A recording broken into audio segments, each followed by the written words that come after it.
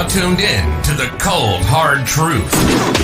Cayman's #1 hard-hitting live podcast show, where we feature some straightforward conversations on political, social, and celebrity news and all things happening in the Cayman Islands and around the world. This show was created to give the people a voice and a means of being involved and informed without any filters. Sometimes it gets crazy, but we always keep it real. We bring you the tea, piping hot, so grab your favorite beverage and join the conversation via WhatsApp at 324-1612. Email tips at CaymanMarlRoad.com. Now, here's your host, Sandy Hill, broadcasting live from the beautiful Cayman Islands.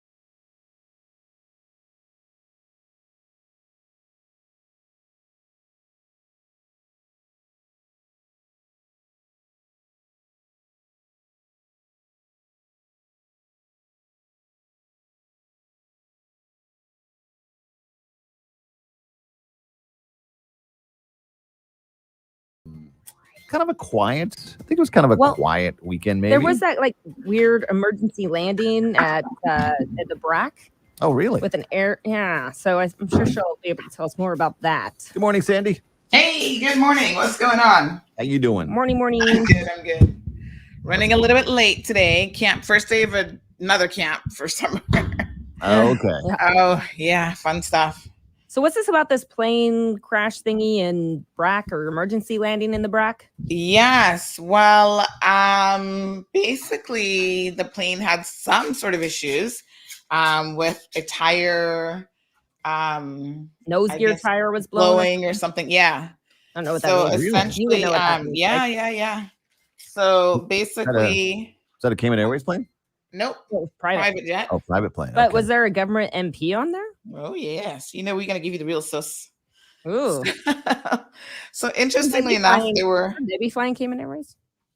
Well, it's MP Moses Kirkernel. I might as well just say it at this point. Okay. I'm assuming wherever he was going, maybe Cayman Airways didn't have a flight going to that location. I'm not really sure. He's allowed to fly private. No, I know. I thought it was.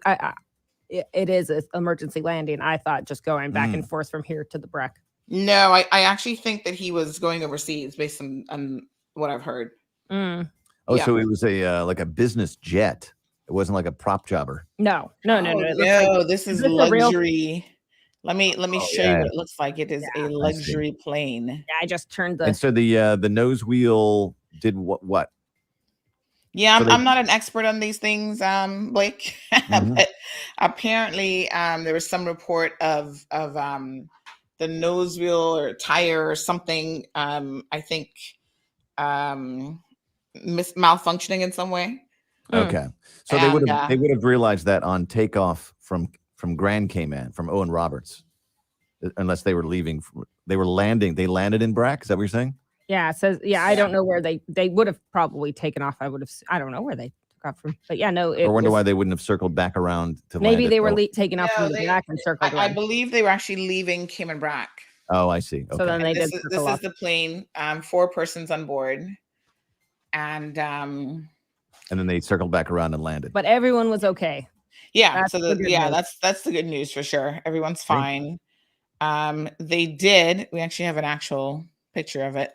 So obviously they had to shut down the airport for a minute, Sure. and then fire rescue and police were on the scene just to make sure everything's okay. So there's the plane, and yeah, I mean, all's well that ends well.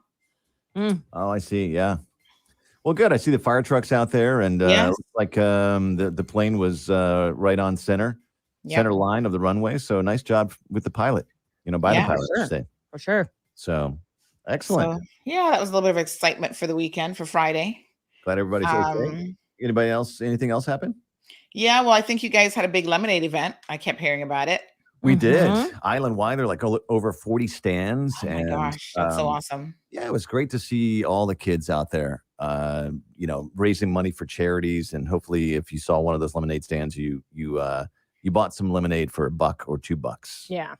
Yeah. I was a little bit tied up myself on Saturday trying to celebrate my birthday since Grace interrupted the celebrations on Wednesday. Oh yeah, you had to postpone a little. Yeah, so I had some invites on Saturday. But yeah, I heard it was great. Kids sold out of lemonade within like an hour or two of setting up their lemonade stands. So excellent. Sounds good. Awesome. Anything else great happened? Weekend. Sorry?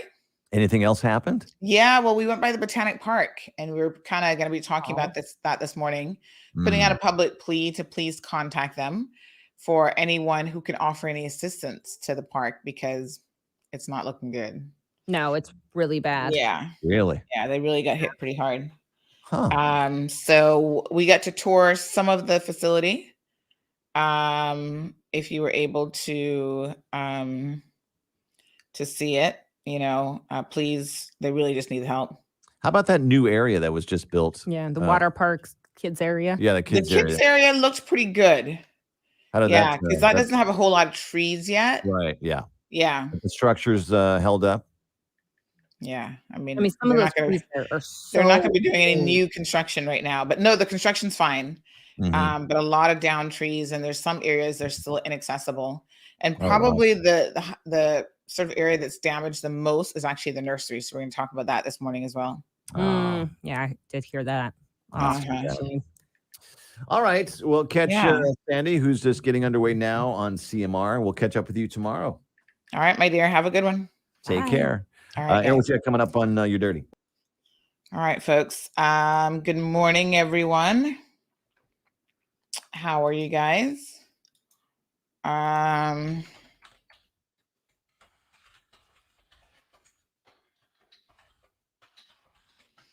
right. Good stuff. Good stuff. Good morning. Happy Monday. So I wanted to play, let me show you guys this video actually from the Botanic Park. So I went on Friday to the park. As you guys know, we wanted to go on Thursday, but unfortunately we were not able to make it on Thursday. But the park took a licking. It really did, unfortunately. And so the call is out for you guys to any assistance at all that you can offer. Definitely, please. The park needs your help. That's the bottom line right now. I'm going to just, I'm going to send this so you guys can see. So the nursery, like I said, definitely is the most damaged area. And I was able to go and see the nursery firsthand. First of all, big shout out to the Cadet Corps. They did a fantastic job of assisting the Queen Elizabeth II Botanic Park on Friday. So they were there for a number of hours helping to clean up. Now, I know a lot of people have been very skeptical of the park, skeptical of the regiment and what it was that they were going to do. And I think this has been a wonderful example for them to be able to show precisely what they can assist with, the types of emergencies, which I think, you know, post cleanup is really, really important because, of course, I think we've talked about this before. The sooner that we clean up, the better for so many different reasons. None of least is because another storm could be right behind this one. Like, you never know. We're in that time of year where we might not get much of a break. And so what that essentially means is, you know, we need to be in a constant alert for these types of things. So some individuals, you know, I was even speaking to someone again yesterday, and they said to me, you know, you're absolutely right, Sandy. We were just not ready for this storm. And I said, yeah, I mean, that was kind of obvious. And I feel like we need to get prepared. This is our warning. This was the warning shot fired by Mother Nature to said, you never know what time of hurricane season you could get a storm, tropical storm. No one wants to believe that it was a tropical storm. But, and, you know, some people are saying, listen, the weather gear on island isn't working. All of that aside, we had another tropical storm in November that did quite a bit of damage and uprooted a number of trees. It wasn't as widespread island-wide, I think, as what this particular storm has done. But that storm picked up some pretty good trees as well, pulled them right out of the ground. And I was just like, what on earth is this? So, you know, these storms, the winds are, I thought about it. I'm like, even if it was only 50 or 65 miles per hour, that is nothing to sneeze at. That's substantial. You know, sustained winds of that for a couple hours. That's pretty concerning. I mean, there's another storm going to, is it Providence, Rhode Island area this morning? Another hurricane made it all the way up that far. And so they're probably getting hammered overnight or into the morning. So yeah, I mean, the bottom line really is we need to be prepared. And so we need to clean up our surroundings as quickly as possible, because our inability to do that would certainly mean that the next storm that comes has a lot of debris to be throwing around and thrashing around. So I'm hopeful that you know, we can get this debris cleaned up as quickly as possible. The other thing is, at the park, there is a necessity to ensure that, you know, we have a regiment. Sorry. There's a necessity, my apologies, to show that not only can we clean up quickly for the purposes of just being ready for another potential storm, but also I feel like in a community, when you drive around and you see all of the debris, like even on my road, there was a big cleanup effort yesterday. You know, we've cleaned up our yard and put it out to the front. It just makes the place, it mentally makes the place look so much better. I don't know if that makes any sense, but you just feel a sense of, okay, we're gonna get through this, and everything is going to be fine. I think without that, you kind of, you know, wonder, well, what's going to happen? So I don't know. What do you guys think? I think the regiment has stepped up on Friday and Saturday. They actually went into the district. So they went to West Bay on Friday. And then on Saturday, they went to East End and they demonstrated their new cooking kitchen, which a lot of their equipment apparently is new to them. So it is secondhand. They can't afford to purchase new equipment necessarily, but they're still able to, get some secondhand equipment. And then that allows them to get a few vehicles out and about. So I was saying that I'd heard this rumor that they'd gotten like 100 new vehicles and all this sort of stuff. And the guy who's head of the regiment, Simon Watson, was like, don't we wish? He's like, no, there's no such shipment that has arrived on island. We literally got, I think it was 3 or 4 new vehicles, and he showed them to me. They have this military style ambulance where in the cases of like an additional an event happening that needed additional ambulatory support, they could be there for them. And so I think, you know what? The vast majority of people in the regiment are Caymanian faces that I'm familiar with. You'll see, I'm trying to pull up a video here. I don't know if in this clip there was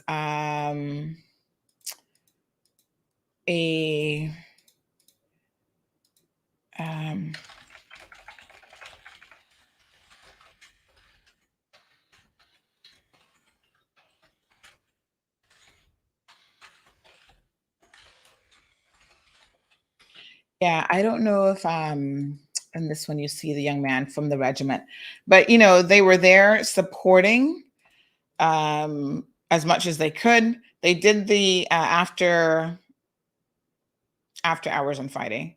Basically, they were in West Bay at the Ed Bush Field.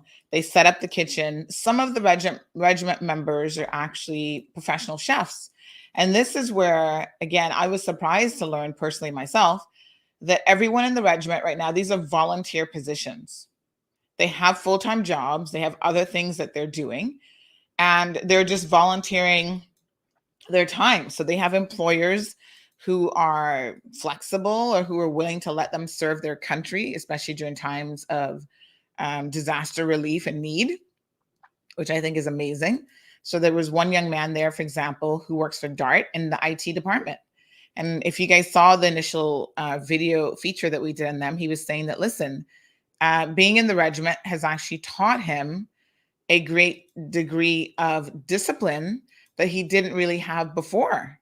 And I said, really? He said, yeah, like, he was kind of on Cayman time a lot, but now he is, he's able to,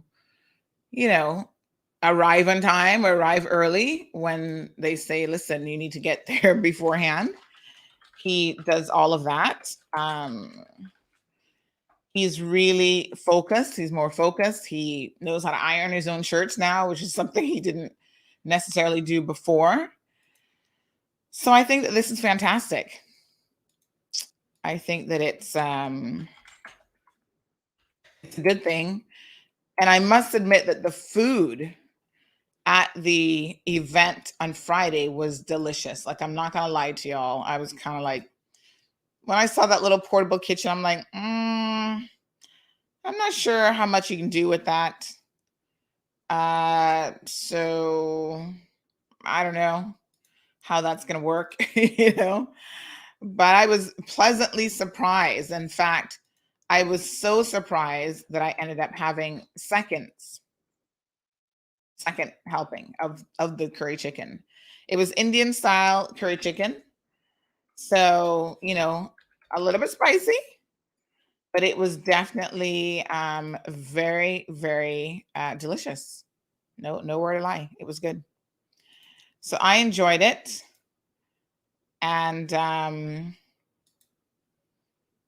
think that a lot of individuals enjoyed themselves. People came out. They had a good time.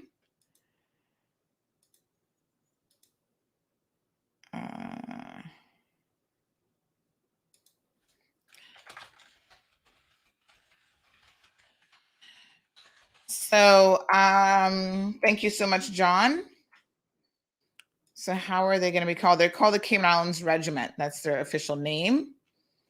Good morning, Felicia. Irvelyn is here. Thank you guys so much for tuning in. Marshall, Kathy. Thank you. Thank you.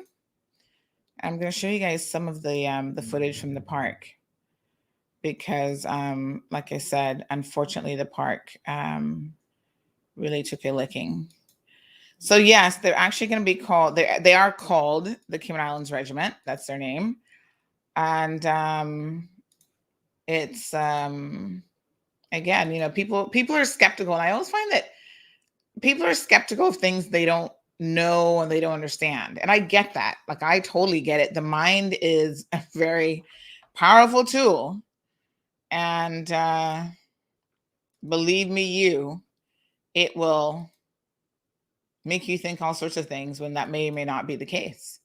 And I always tell people that in lieu of correct information, people will speculate even more.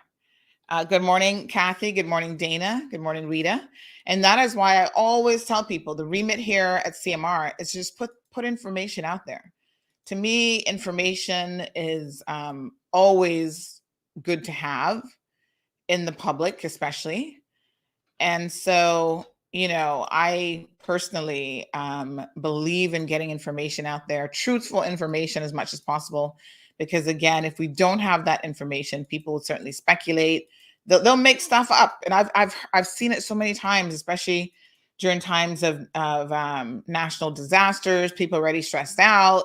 Their minds start to go a little bit like, okay, if this isn't what's happening, then it has to be this, and you know.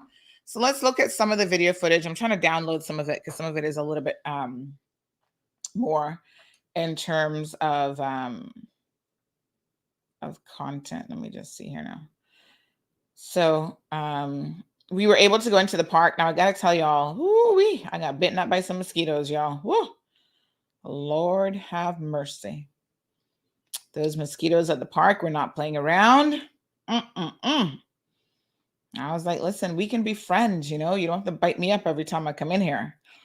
But they were just like, listen, we're not playing. Tourism attraction board head office. Okay, so let me just pull up the video here. Yes, so it's so this is the one that I want. So I think from our perspective, you know, we're just trying to assist the park as much as we can and get the word out there so that you guys are aware of what's going on. Because again, if you don't see it, believe me, you will have no idea what's actually happening at the park, and you might speculate about that too. So the event on Friday, Corrine, I don't know if Corrine's listening, but Corrine was there in West Bay. A few people came out. I thought it was a relatively good attendance. The governor showed up, and we got to ride in one of the military vehicles, you know, where they strap you in and they just went around the block. You know, those vehicles stand quite a distance up off the ground. So that's great again for water, because believe it or not, there were still tons of standing water, even in some areas of West Bay. And I thought to myself, I'm already complaining about all the mosquito bites. And I'm like, ooh, y'all got to see even more mosquitoes in the next coming days if the standing water doesn't get taken up by the sun. Of course, we had a little bit of rain over the weekend as well. Good morning, Dana. Hi, Miss Mary. Vernita's here. Hey, Brandon. Of course, Miss Morna is locked in. Miss Joy from Texas. Hey, Dawn. How you doing? CMR mug is filled with so much tea, so it's spilt into this Monday. I love the puns. They're very, very good. Good morning, Miss Judy. Louise says, down and lock indications, a green light is usually the problem with those nose wheel malfunctions on Learjets. Oh, yeah. I don't know a whole lot about those fancy jets, my dear, or any other kind of plane, really. Except when you get in one, you try to hope that it's going to be as safe as possible, right? So we'll talk about that in a second. I'm just waiting for my little regiment video. So let's play one video clip, and then I've got a longer one that I want to show you guys as well. There is some of the nursery left, but of course a large portion of it has completely collapsed. As you can see, they've got orchids and all sorts of stuff here. So again, folks, they're trying to rebuild little by little. They said that this is probably the worst area so far that they've seen. Some areas are a little bit inaccessible, but this is devastating because, you know, this is the birthplace of the orchids and the plants and all that kind of stuff. This is where it begins, with seeds, and want to cultivate them as much as possible. And to lose that is just, you can see how some of them just start, right? It's amazing. Look at that. But you know, as long as there's life, there's hope, folks. So we can rebuild this. No doubt about it.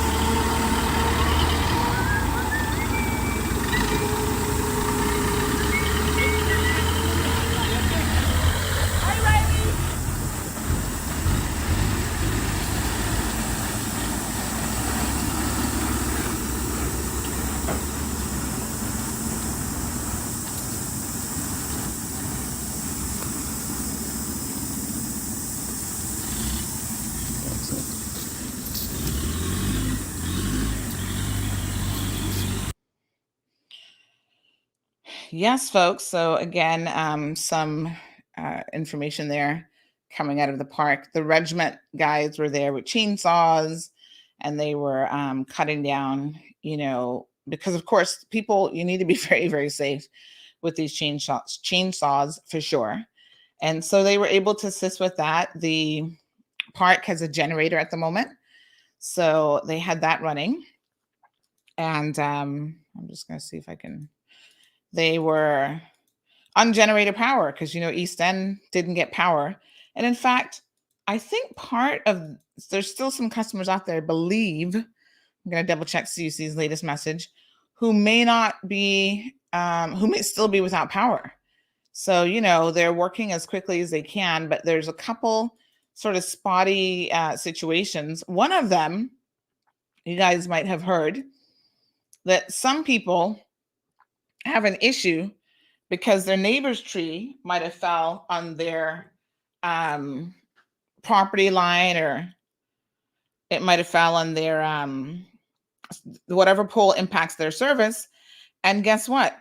As a result of that, they have no power, and the neighbor doesn't want to take the responsibility of dealing with it. Now, y'all know that this is kind of crazy. I got a few messages like that over the weekend, and I was like, what? And people are like, yeah, my neighbor, you know, their tree fell on the pole or impacted the pole. So you see, they're saying that whatever component needs to be replaced.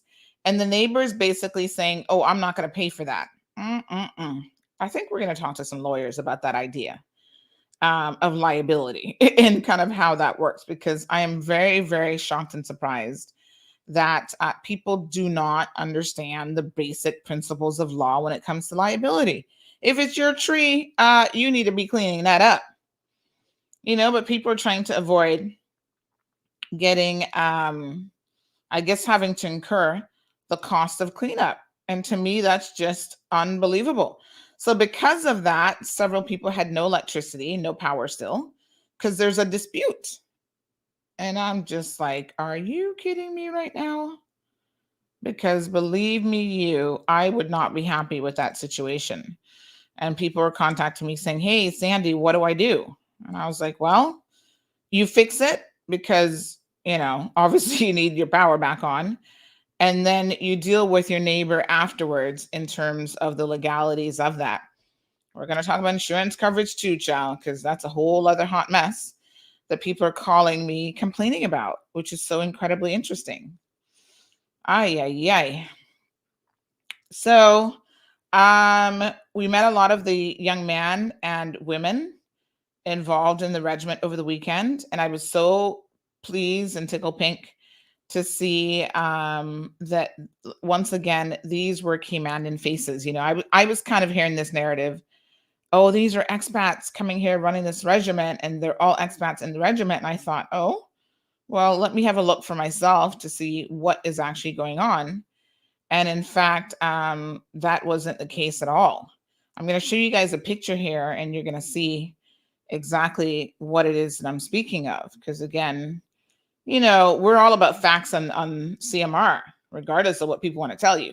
Some people are like, oh, they don't have the facts. They're not telling you the truth. Well, if we have the facts, that's what we're going with. We're not about trying to share fake information. Speaking of fake information, did you guys see that post over the weekend that I had to put up where someone had, I don't know the origins of it because we didn't put it up. So I don't know who put it up. I don't know where it came from, but there was this message about an earthquake on Cayman that lasted an hour or something stupid. I can't believe how gullible people are either, because I'm just like, someone sent it to me and I was just like, an earthquake for an hour. Do you know what an hour-long earthquake would be like? I don't think there's ever been an hour-long earthquake anywhere in the world. Like, first of all, that's not how earthquakes work. They don't last for an hour. The longest earthquake, what is the longest earthquake? I wonder, this is like a good trivia question. Anybody want to guess? We got some gift certificates to give away. The longest earthquake on record. Let me put that out there. The longest earthquake ever. Yes. Dion, good morning. Hey, Tommy, joining us from the Bahamas. Good morning, Perla. CMR is good, honey child. Had to take a Benadryl equivalent last night for the mosquito bites. At least I could sleep through the night without being itchy. I feel like they bit me all on my neck. I got bite marks everywhere. My arm, like literally at one point, I just slapped my arm. And I caught like 3 at the same time. So I don't know if you guys can see, but I've got all these bite marks. And then the worst thing about them is if you don't treat the itchiness, because you know this is your body's response to being bitten. I even got one on my hand. If you don't treat the itchiness, then you start scratching it, and you can actually infect the area by scratching it. Shannon says, Harbor House recorded gusts of up to 100, and to me, that's not tropical, but hurricane strength, is it not? Well, a gust is one thing. Sustained winds is another thing. So we did not have hurricane force sustained winds. Was it gusting? Absolutely. That's how hurricanes work. So that I wouldn't doubt, but that does not mean that it would have been categorized as a Category 1 storm or even a Category 2 storm. So gusts, yes. Now, I think that we do need to have this weather equipment working because, again, there's this question of why isn't this weather, what's the name of it? Is it the radar? Something isn't working. And again, that has led people to speculate. Well, why isn't it working? What's going on? If it's not working, in lieu of it not working, then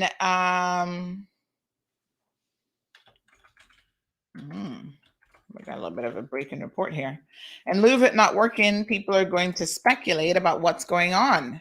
Miss Darlene says, whatever happened to sense of pride that Caymanians had when we were growing up? Everyone sits on their tails and expect the government to clean up their mess. Well, I must tell you, I don't agree with that, Miss Darlene, with all due respect, as the other Darlene would say. The other Darlene starts out every comment she posts with the statement, with all due respect. I like that. I think that's kind of cute.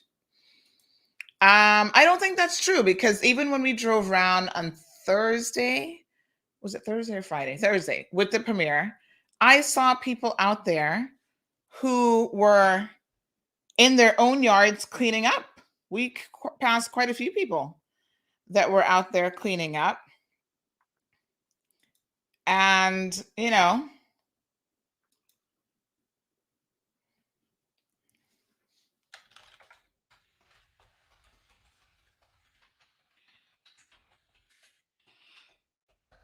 you do have some people, however, who, yes, that's their MO. They're just lazy. And we need to motivate those people to get up off their behinds.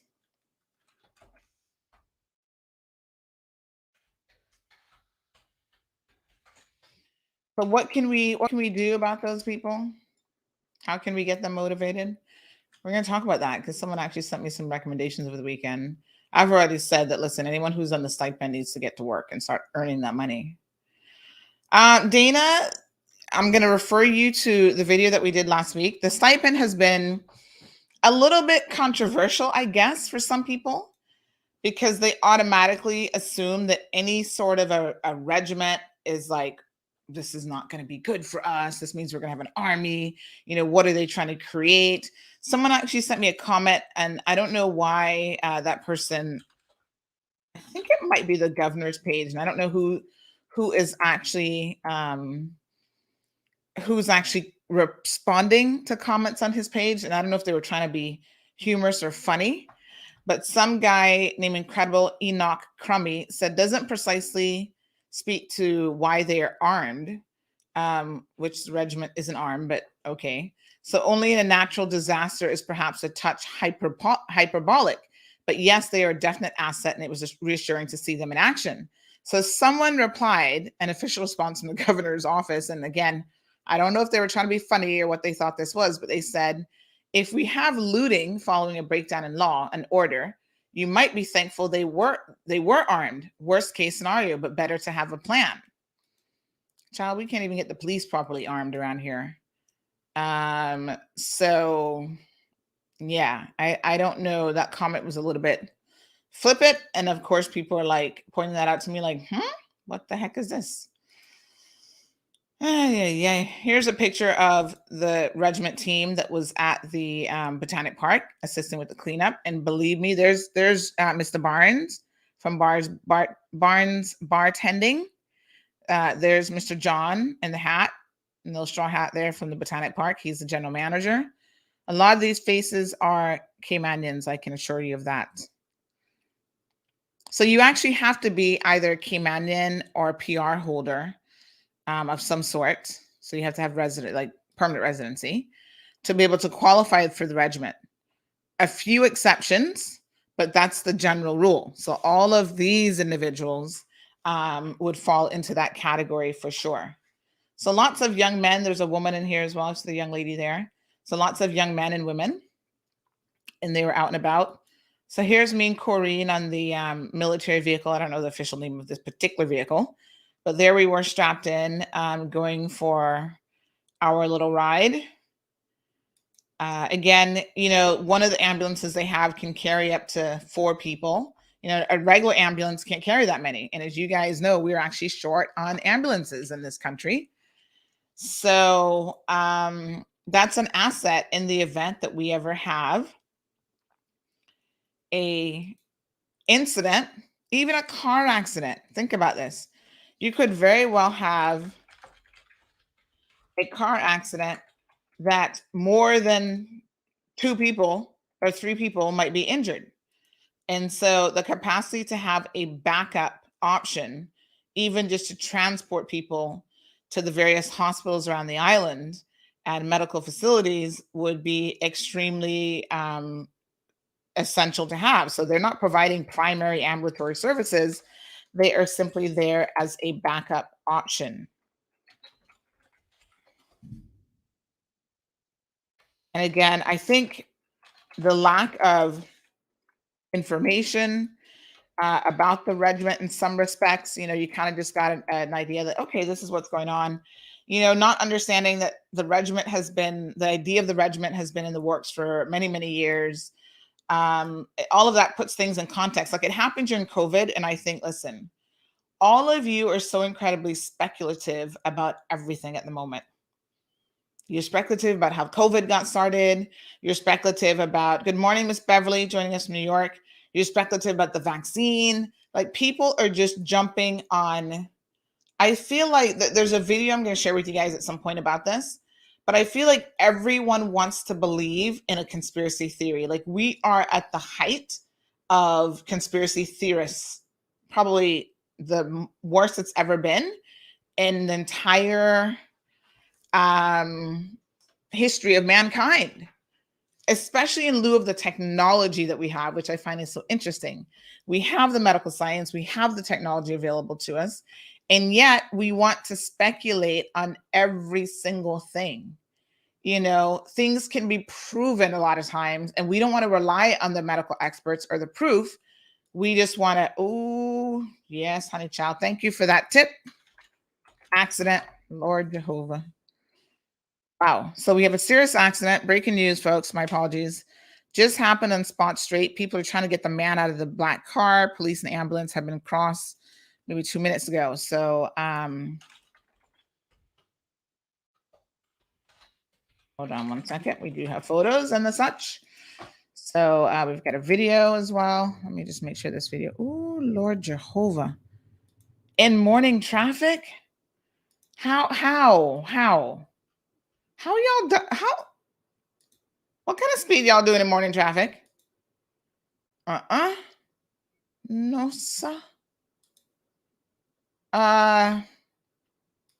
Y'all just need to slow down. Why are you doing any? Listen to me.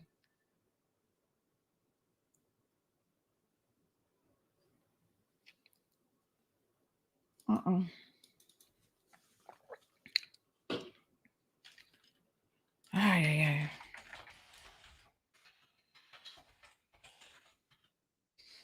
All right, Ms. Morna, we're going to come to that. Good morning, Senior Scott. Let me see here now. Look at this video, y'all. This is so crazy. Look at that. Jeez, peace. Whoa, is that a CUC truck? Hold on.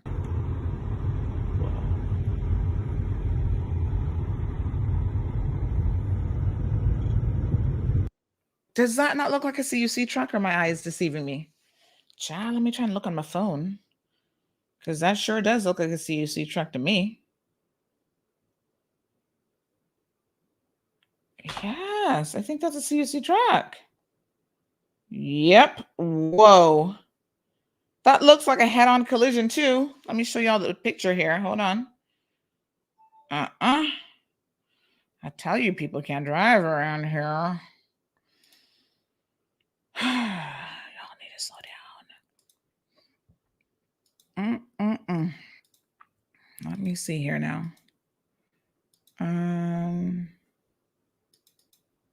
I do believe that looks like a CUC truck. Now tell me something. How did this accident happen? Because they both have pretty much front end damage, which looks like it was probably a front end collision. I don't get it. How? Y'all defy logic and defy me understanding how any of these things happen, really. Whoa. No, sir. Y'all need to just slow down. I keep telling y'all slow down. All right. So that's why you're hearing. So that answers the question that someone else sent me, which was, I just saw 5 police cars, 2 ambulances, 2 fire trucks passing Hurley's heading up to Savannah area. Do you know what's going on? Well, now we do, thanks to an astute viewer and listener to the program. Thank you so much, my dear. We appreciate that information. Happy Monday morning, I guess. Always something going on, I tell you. It's crazy. Wow.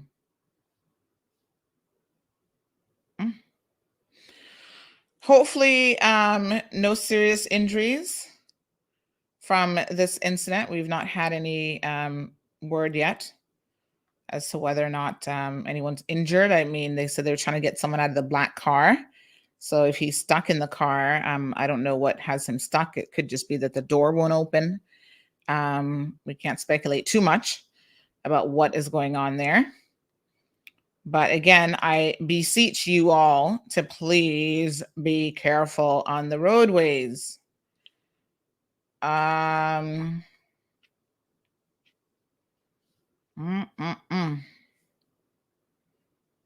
Just, you're going to get there 1 minute sooner or not at all, because you're going to get an accident and either kill yourself or injure yourself, or now you don't have a car to get around in.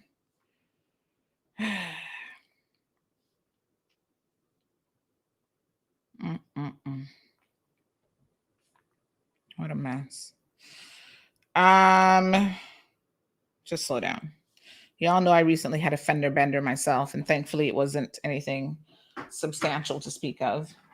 But I must say that unfortunately, my car is still drivable. It doesn't look the best, but at least I can still drive.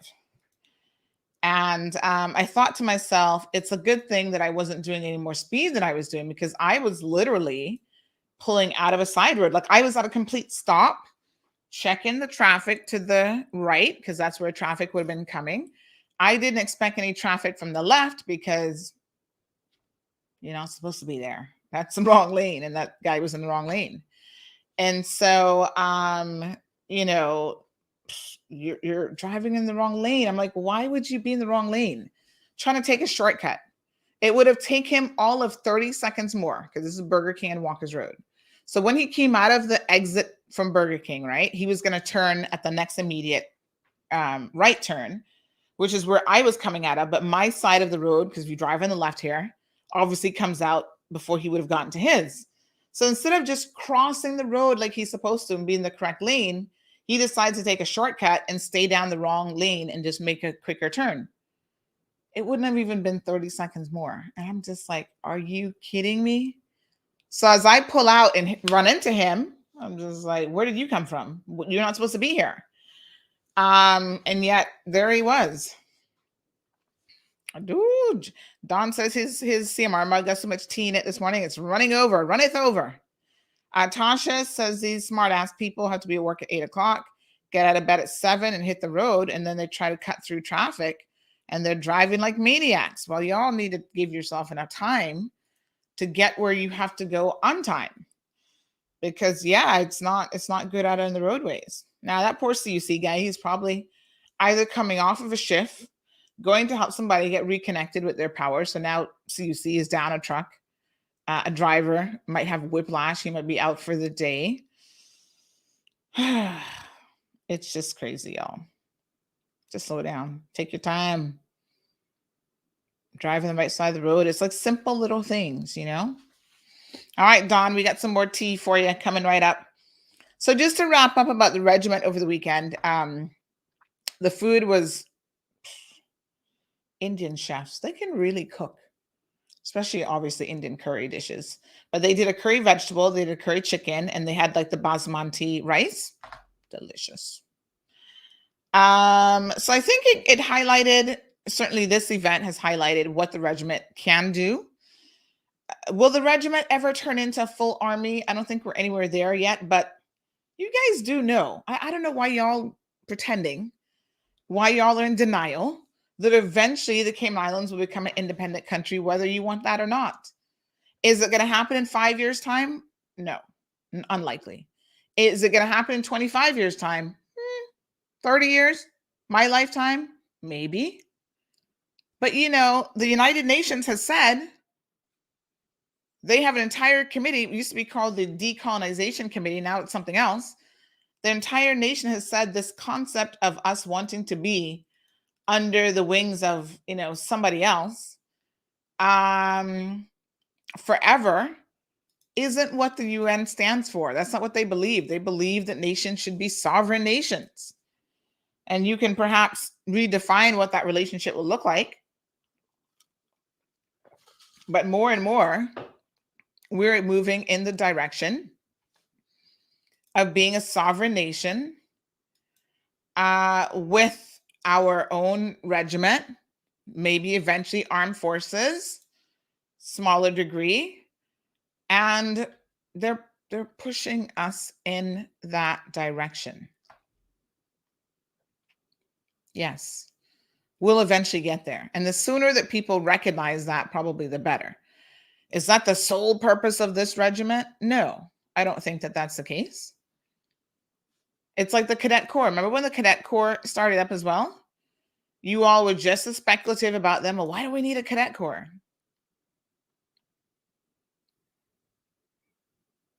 Do I think they could have done a better job of how they rolled it out, especially during COVID? Yeah, I do.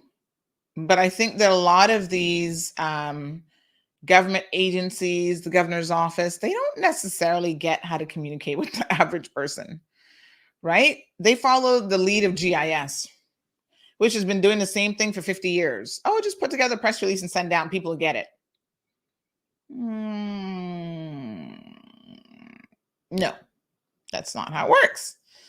I hope that they start to listen to people a little bit more who have some level of expertise in communications and getting effective messages out there to the masses, because they really do miss the boat.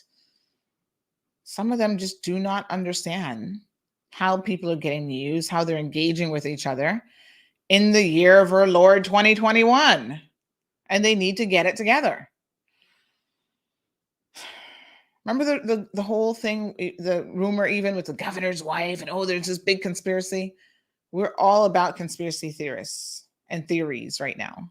And it's so funny because the same people who engage in that theory and those types of theories are the same ones who are now engaging in anti-vaccination theories.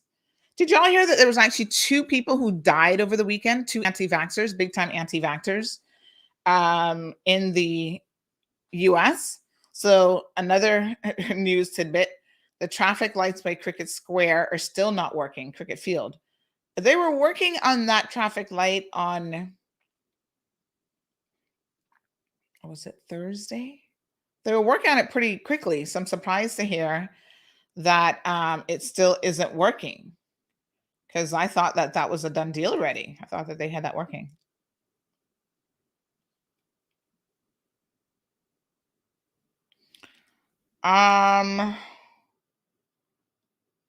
So yes, thank you for that alert. Well, it's not working. Hello, y'all know what that means. Please be extra cautious. You know it isn't working. Stop and use the old 4-way stop method. Look in all directions. Make sure you've got the all clear. In fact, the RCIPS should send out someone out there during morning traffic to assist with traffic flow, because you know what's coming already. I can see it in my mind's eye. Oh boy.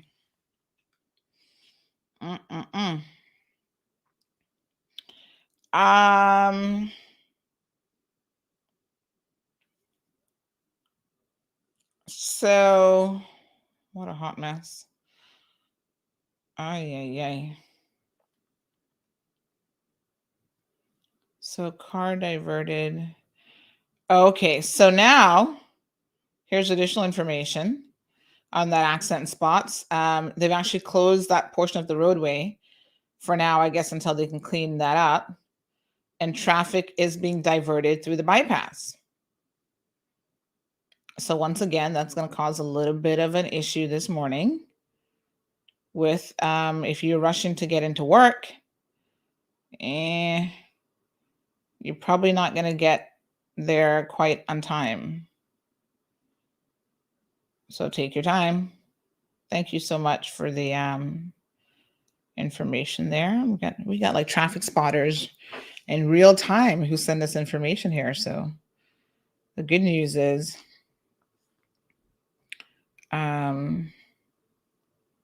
we can get you all the information as quickly as possible. So expect some delays if you were not already at your destination this morning. Yes, honey child. Traffic delays, and that's what it is. There's mornings I'm glad I don't have to deal with that traffic, child. Believe me, you.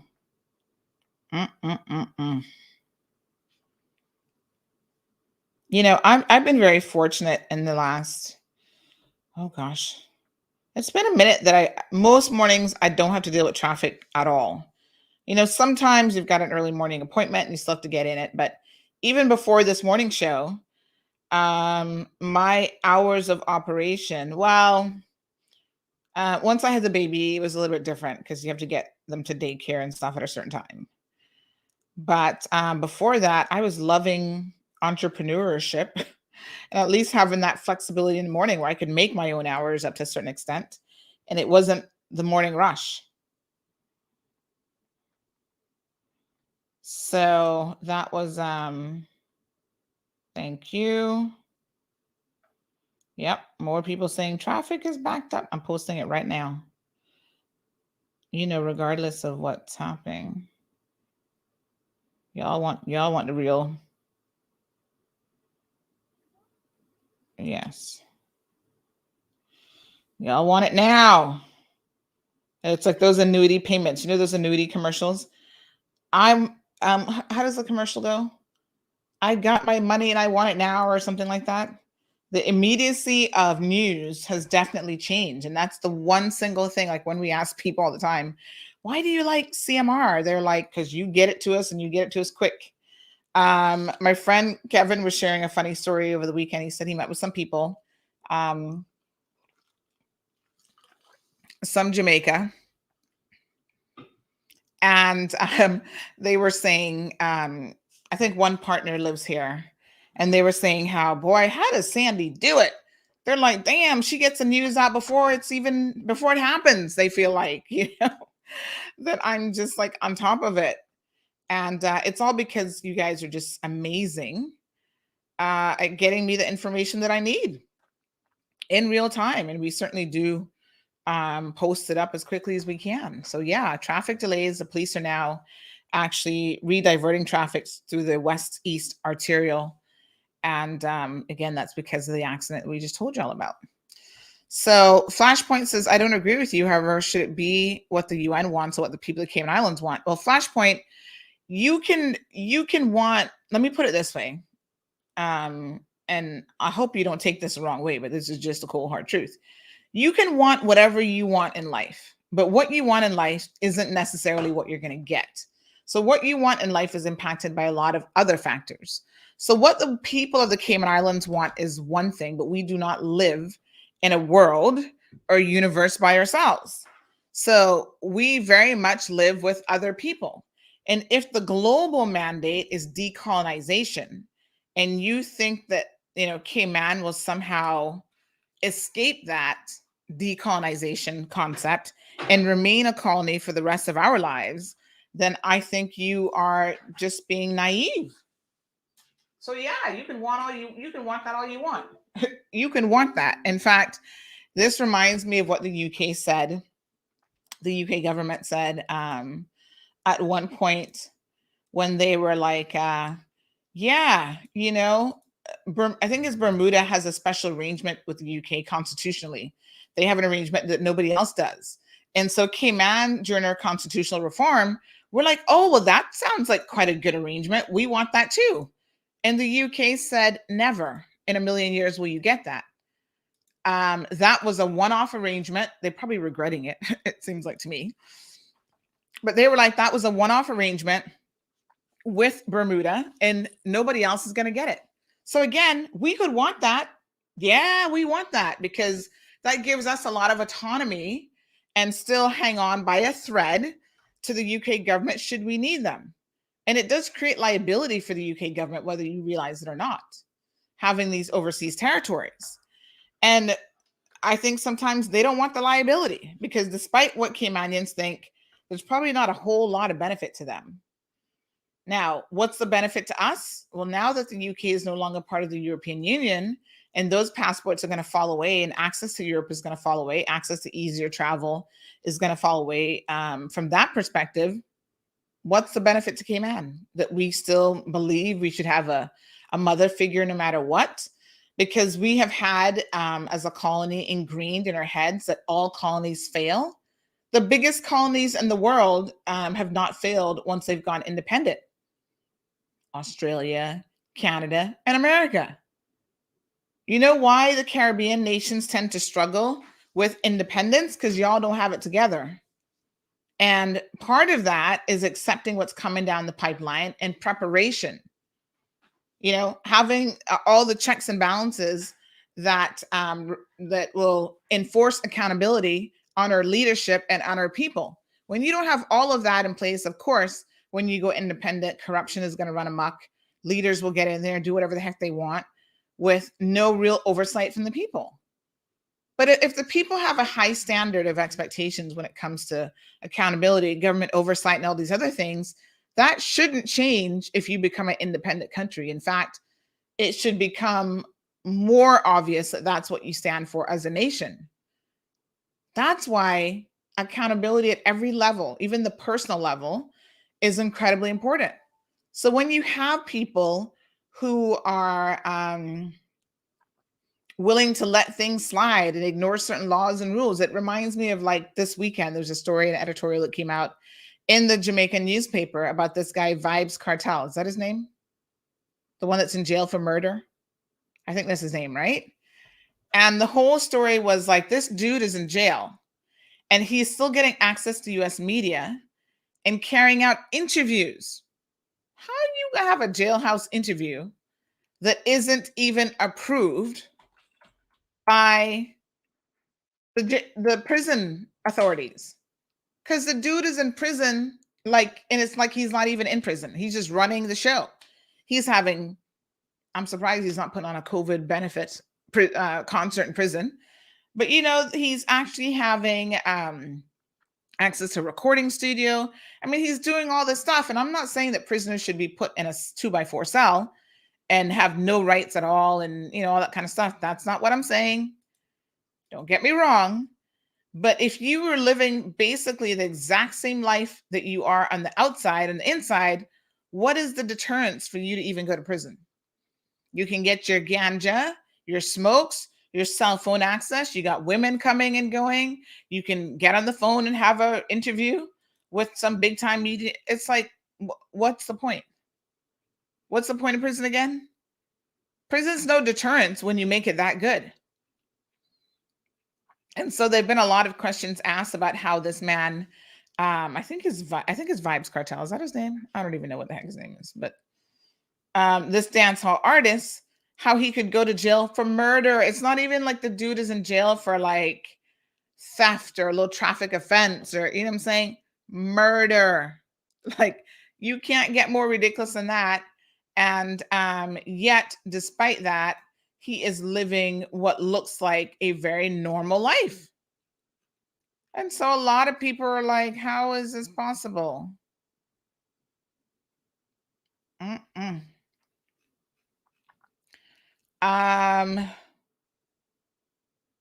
What's his name? Is it Vibes Cardell? Anyway, so they're talking now about this shocking prison breach. Is it really shocking? Because if we don't get that in Jamaica, a lot of lawlessness goes on. That's why they can't get COVID under control. Because the people not listening. They feel like they can do whatever they want. And the poor prime minister is like, listen, and one day recently they had over 500 and something new cases in 24 hours. And you know they're not really doing a whole lot of testing. So if they've got 500 and something new cases, multiply that times 10 to get the real numbers. The Delta variant is running amok. It's going to kill off his people, and he's trying to save them for themselves. And they still like, Mr. Premier, we need to go and have a little party. We need to have a session. It's like, really? A session is more important than your life? Lord. And Caymanians be acting fool too, same way. Lawlessness. During COVID, y'all were going to hairdressers, getting your hair done. I don't know who you're trying to look good for, but whatever. Breaching quarantine. Hairdressers working without a permit. And that was one of those because it put you in such close contact with somebody else, somebody working on your hair and touching you and, you know, potentially even touching your face. And you know that the people who were doing that, so-called Caymanians, had the audacity to say to me, what's the problem? And I was like, what? This is quarantine time. Yeah, well, we've been mixing households in the beginning. Like, you think I'm not going to allow my friends and their children to come over? I was just like, Jesus, are you for real? That's what the people who breached in quarantine with the whole hair thing, the hair braiding scandal. I don't know if you guys remember that. We had named them as Jackass of the Day. And here's a girl working outside of the terms of a work permit. That's another hot mess. But yes, the flippant attitude. Like, yeah, we're breaching the stay-at-home provisions and we don't care. It's like, wow. And you do get why we're doing this, right? We're trying to contain and get community spread of this virus under control. Well, I know they not got nothing. Oh, yes, you know that. And like I said, it would be these same damn fools now who are like, Oh, I'm an anti-vaxxer. I don't believe in vaccine. So you don't believe in masks, you don't believe in vaccine, you don't believe in staying at home when you're supposed to, and you think COVID is really going to get under control? Y'all need a slap, if truth be known. Here's the traffic situation, folks. Yes, sir. Backed all the way up.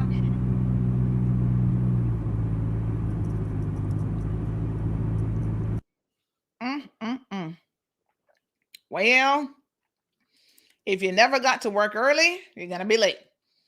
Good morning, Miss Dorothy. Al Ray says crowdsourced media coverage, the fastest way to the news to get the news out. CMR, the enviable news outlet. Well, I appreciate that. Thank you very much. And we do work very, very hard, by the way. I know some of y'all always messaging me. Charles says the lights are working. I wonder what lights that they saw then. Someone did send me, let me send you this one light situation. I don't know if did y'all ever guess what this was? Yeah, Alri, I was going to say, we work a lot harder than people think. Even during the storm, child, we were like, whoo, let's keep those stories coming, because I know y'all wanted to know what was going on. So we were working hard at it. And some of you guys, kind of funny in a way, but you're like, people message me, do you ever sleep? And I'm like, yes. Sometimes not as much as I need to, or that I should be sleeping, but I do get pretty much enough sleep. Sometimes I just check out and I'm like, okay, I'm going to take a nap now. Y'all leave me alone. Don't have any car accidents. Don't shoot anybody. Don't rob any place during my nap time. But it never happens, right? Every time I decide to take a nap on a Sunday afternoon, something major is going to happen. So that's just the nature of news. It is what it is. Miss Joy says that jail in Cayman is like living in a hotel, extended stay. Thank you, El Ray, for confirming. Yeah, Vibes Cartel. That man living a different lifestyle in prison, yo. He not got no worries. Miss Joy, the truth of the matter is, again, if prison isn't a deterrent, so if we allow people to go in there and they can still traffic drugs and carry out the same illegal activities they were doing while on the outside, we got a problem. So, yes, I do believe, let me just see here now. I do believe that we need to step it up in terms of those things, for sure. Oh, here we go. So I want to show you guys another video clip. Jean-Eric Smith says, how did we initiate the government assistance for hurricane relief in West Bay? How do we initiate? Oh, in West Bay West and West Bay North. Some clarity would be much appreciated. I wish I could tell you that information, but I don't have that information available as yet. So we are working on getting more of those details. We do know that this government has indicated that there would be some assistance available to people. And, trying to now get the details and exactly how that will work is where it's at. Okay, let me get my little thing here to show y'all. All right, so Miss Sue says, I hate the spot straight. It's a damn racetrack. Overtaking is horrible, and you never go that way. Really? I take it every single day. I never take the bypass, to be quite frank and honest. Let me just grab my little USB stick here. Can I tell you all, we're going to start featuring products. We're going to start doing product reviews here on CMR, because y'all know I love me a gadget, and I know some of y'all do too. And there's some gadgets that really have made my life so much easier, especially in the news business. I was just telling y'all, El Ray says that we're in an enviable position, but one of the things that we really believe in using is technology. Honey child, if you're not with the tech program, I don't know what to tell you, but your life is not going to be as good as it could be. So embrace technology, folks. It's here to help.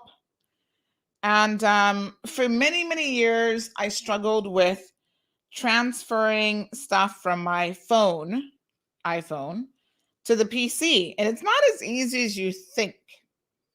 If you use the native Apple platform, you know, you've got to have iTunes installed, and sometimes it's just a real pain to be able to like move from one computer to the next, and sometimes it works and sometimes it's not working. And so what I found, I'm just trying to find the video that I'm actually looking for now. What I actually found, folks, is that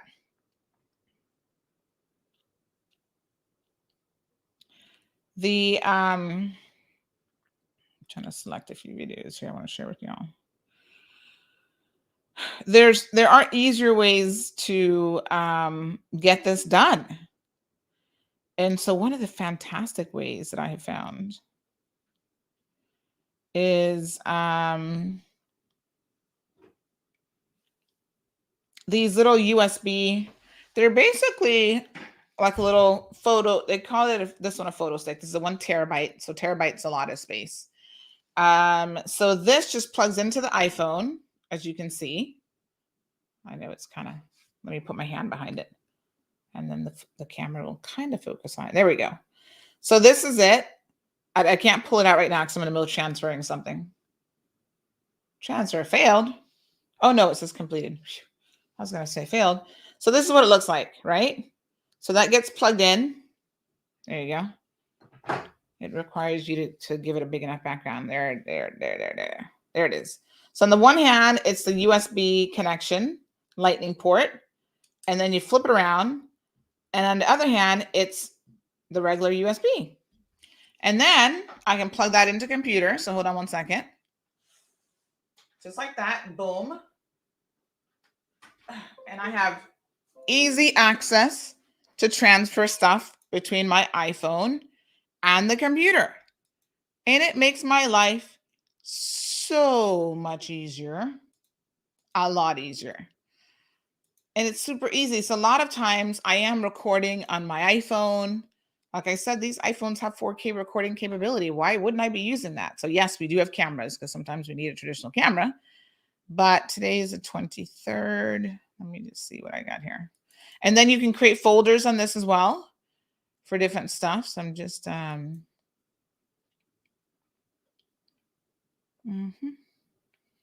a look here at oh yeah, this is the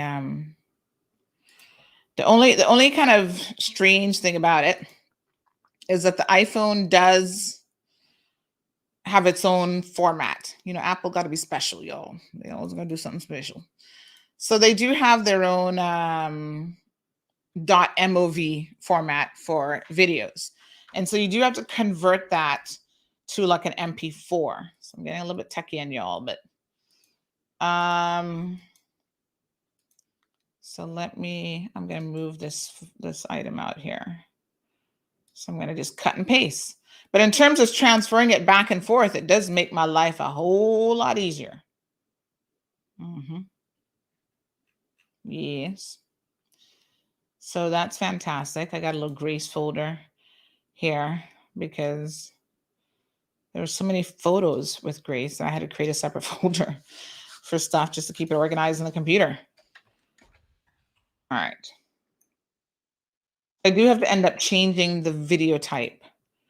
And you gotta be careful how you do that. Sometimes it's not as easy as just trying to rename it, if you know what I mean. Okay, so that one's transferring. And then let me see here. I've got a few more videos here. So here's one from, oh yes, this is the other one that I want from over the weekend. So I'm just going to cut and paste it right where I want it to go. So life gets easier with technology, or it should. I was speaking to someone over the weekend and they said, well, you know, I think they're like in their early 50s. And so they're still struggling with some of the technology. Like they don't always get it. And for them, technology doesn't make their life easier. And I'm like,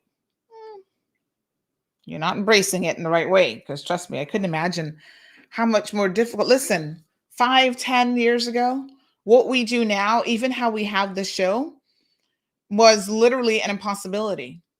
Reaching thousands of people every single day through a platform that's relatively easy to use. Yes, there's always a learning curve.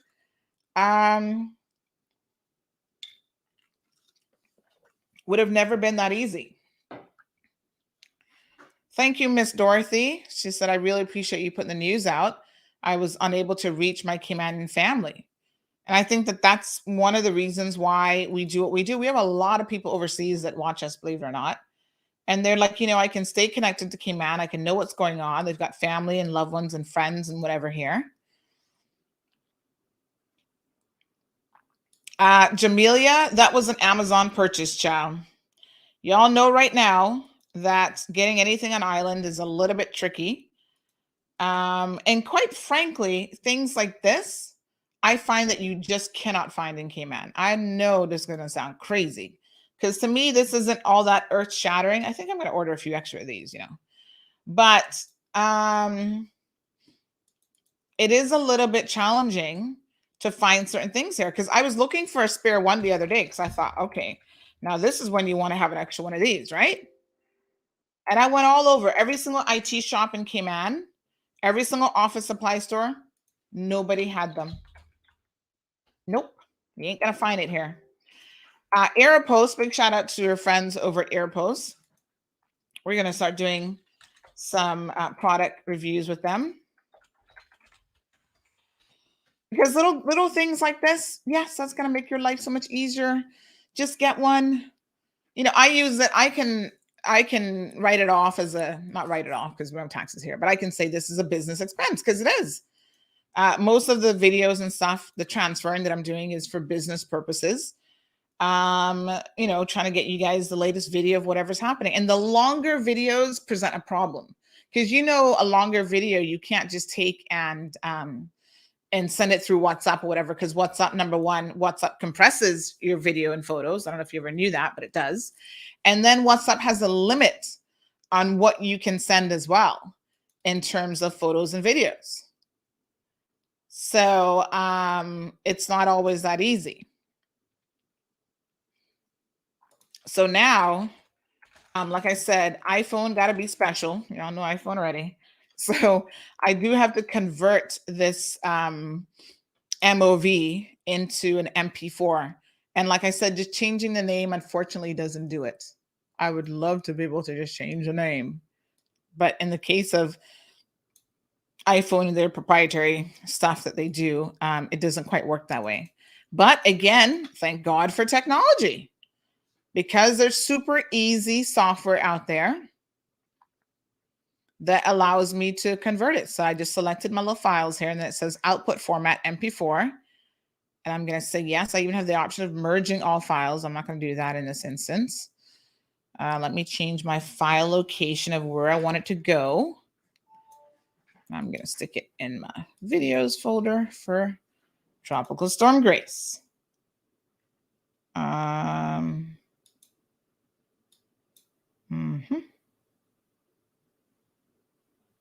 Is that where I want it to go? Yes.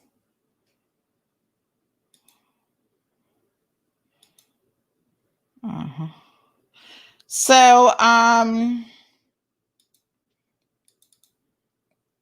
on Friday, I know that we were talking about how to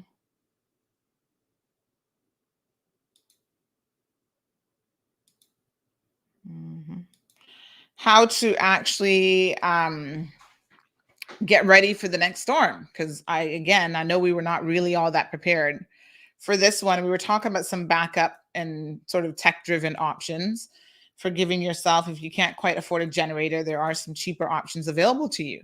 Now, quite ironically, this is really super ironic. Over the weekend, I saw that someone, remember the little portable, the jack, what was it called? The jack,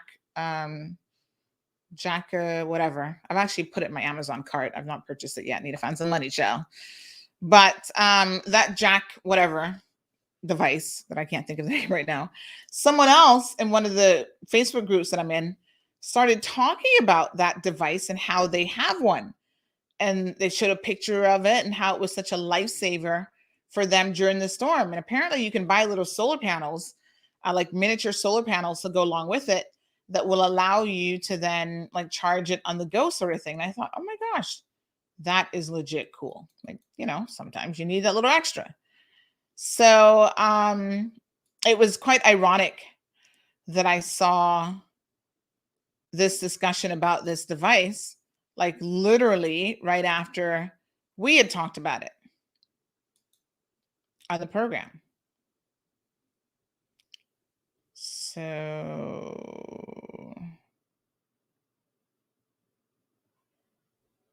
why is this thing talking about? They're always trying to sell you something.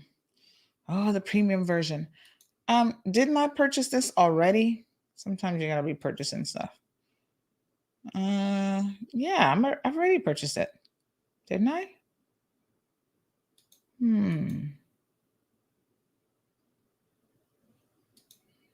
I'm pretty sure I have. Child, don't be making these people make you pay for something more than once. Because I am certain that I bought this full version of the software. This says that I'm still in the trial version. That can't be right. Let me refresh because I think they got this wrong. I could have swore I purchased this already. I'm going to double check this because, these people might be trying to swindle some money out of me. And I'm not paying twice for something. If I paid once for it already, don't be trying to take money out of my hands. So let me just log in because a lot of these things are now subscription based. They're going to verify your services. So let me see what I've got here because I could swear that I purchased this already. So let me just double check. Account center. My subscription. No valid subscription. Y'all sure about that?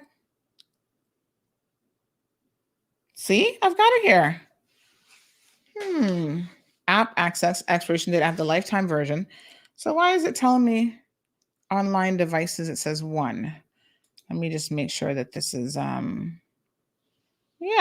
there's my account. So I don't know what's going on there, but anyway, we're going to figure that out because it looks like this is trying to tell me that I haven't purchased this. So let me just log back out again. But yes, folks, edit. The technology really does make your life a lot easier, but you have to be willing to embrace it as well. You can't be afraid of technology. I find that I'm at that age where I'm in my now officially in my late 40s.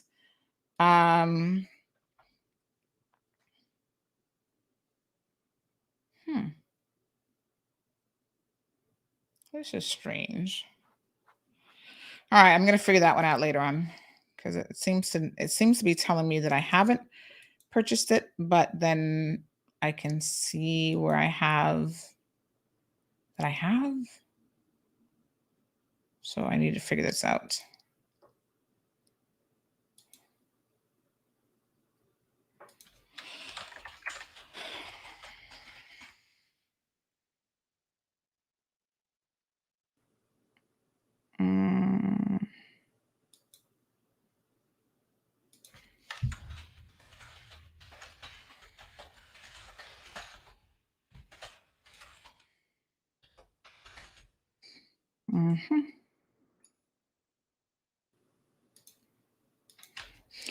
So another quick lesson in life, folks. Sometimes, especially in business, you've got to be prepared in order to make money, you've got to be prepared to spend a little bit of money.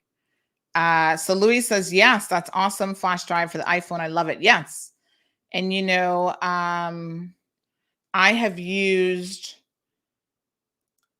an iPhone most of my life.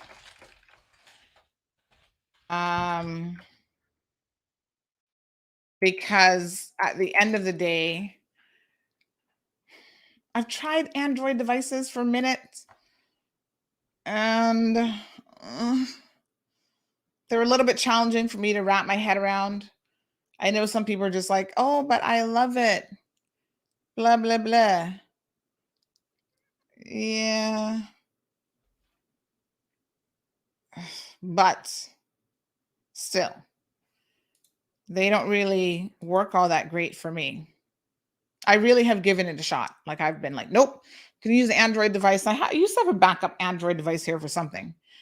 And I just found that, it just, even the keyboard like feels different. Like it's really weird. Here I am on the one hand telling y'all to be open to technology and accept technology and be flexible. But I also think that sometimes you do have a preference for something else. And it was just really, really challenging for me.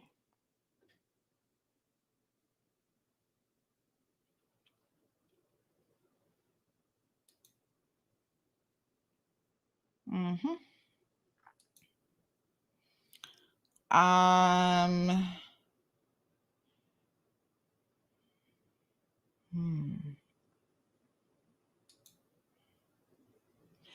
Yeah, so that was that.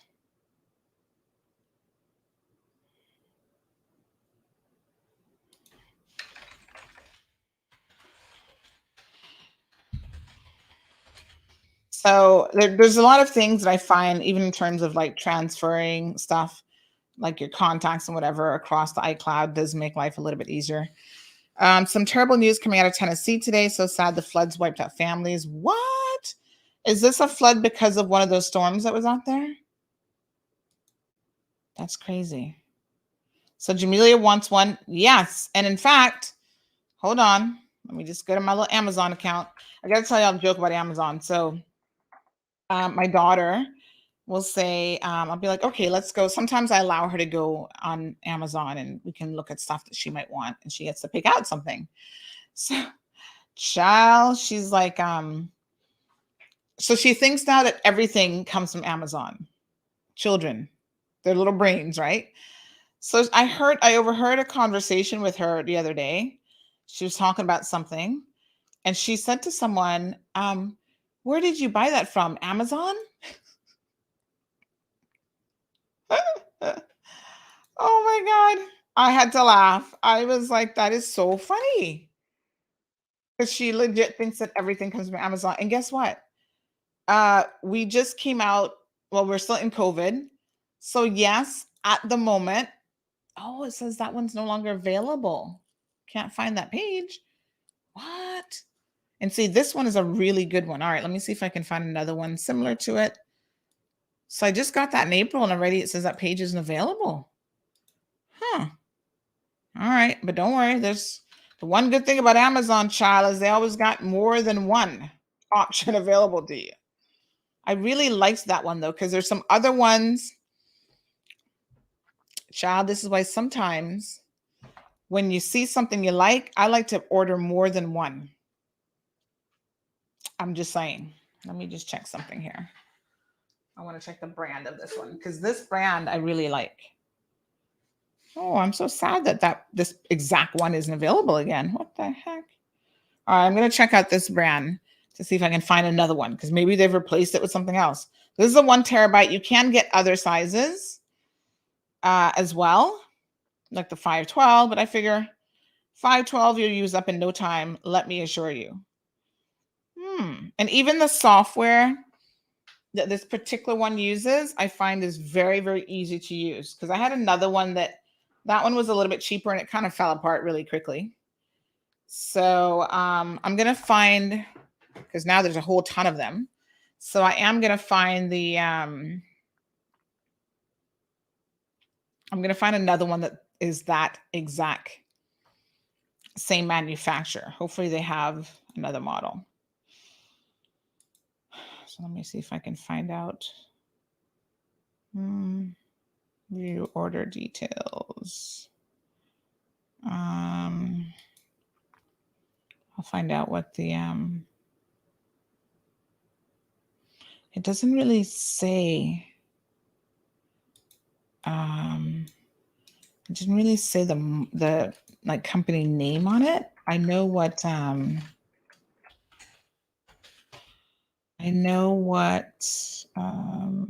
flash drive for iPhone. Yeah, I know what software they use, but it never really said like the brand on the outside of it. So let me just do a general search and see iOS.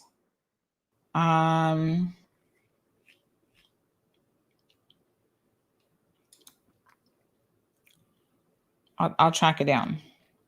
I will track it down. So I find that the build of this is really, really great quality. And that's important because especially if you use it a lot, child, you don't want it to be falling apart. And then, like I said, the software is actually very, very easy to use as well. And that's equally important. So I will, give me a bit by later on. I'll send that to you, young lady, so that you can get some information on that.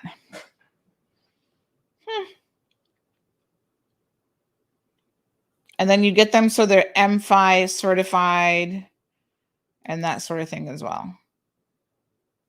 Yeah, I think that this might be the same. I'm going to double check. Because, yeah, you know, the 1 terabyte, you see, I think the 1 terabyte is sometimes hard to come by. But we're going to find it. We're going to find it. Don't worry. All right, good folks. Thank you, Miss Sue. Some think Amazon is free to the kids. Well, I tell her it ain't free, and I'd be like, nope, you can't have that because that costs money. And then I think it's just important sometimes to tell children no. Like if you tell them yes for everything, of course they're going to want everything. 1 terabyte. Yeah, for me, I need to get the 1 terabyte, child. I can't be fooling with nothing less than that. So,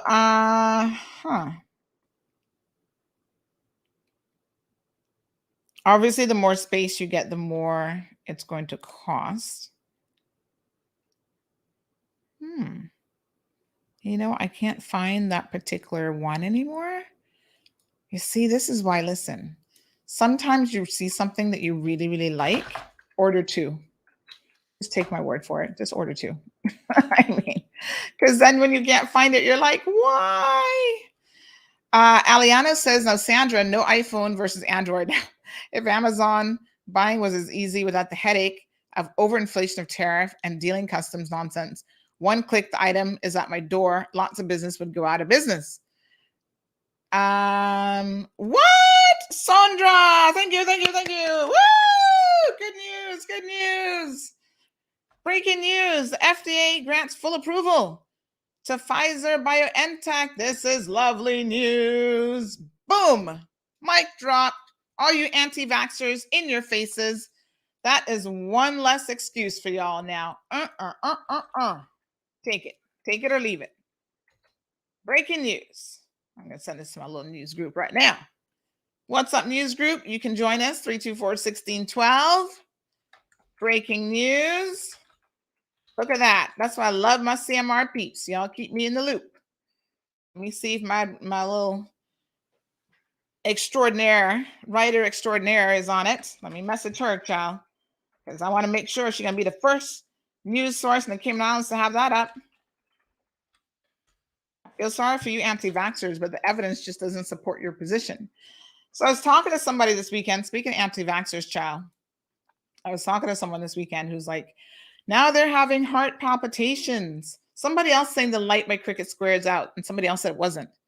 No police around. It's madness. Nobody's using the 4-way stop method. Tell people to avoid it. People are speeding right through it. Accidents waiting to happen. I don't know.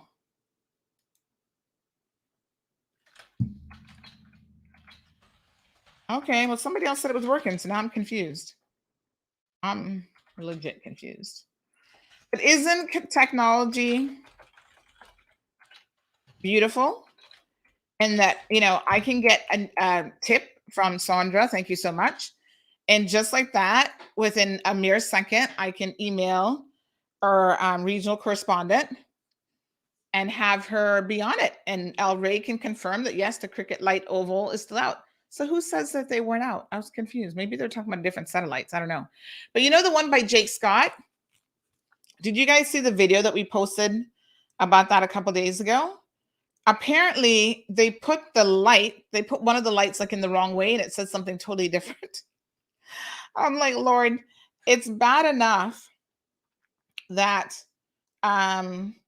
we are not able to drive even with proper lights and stuff.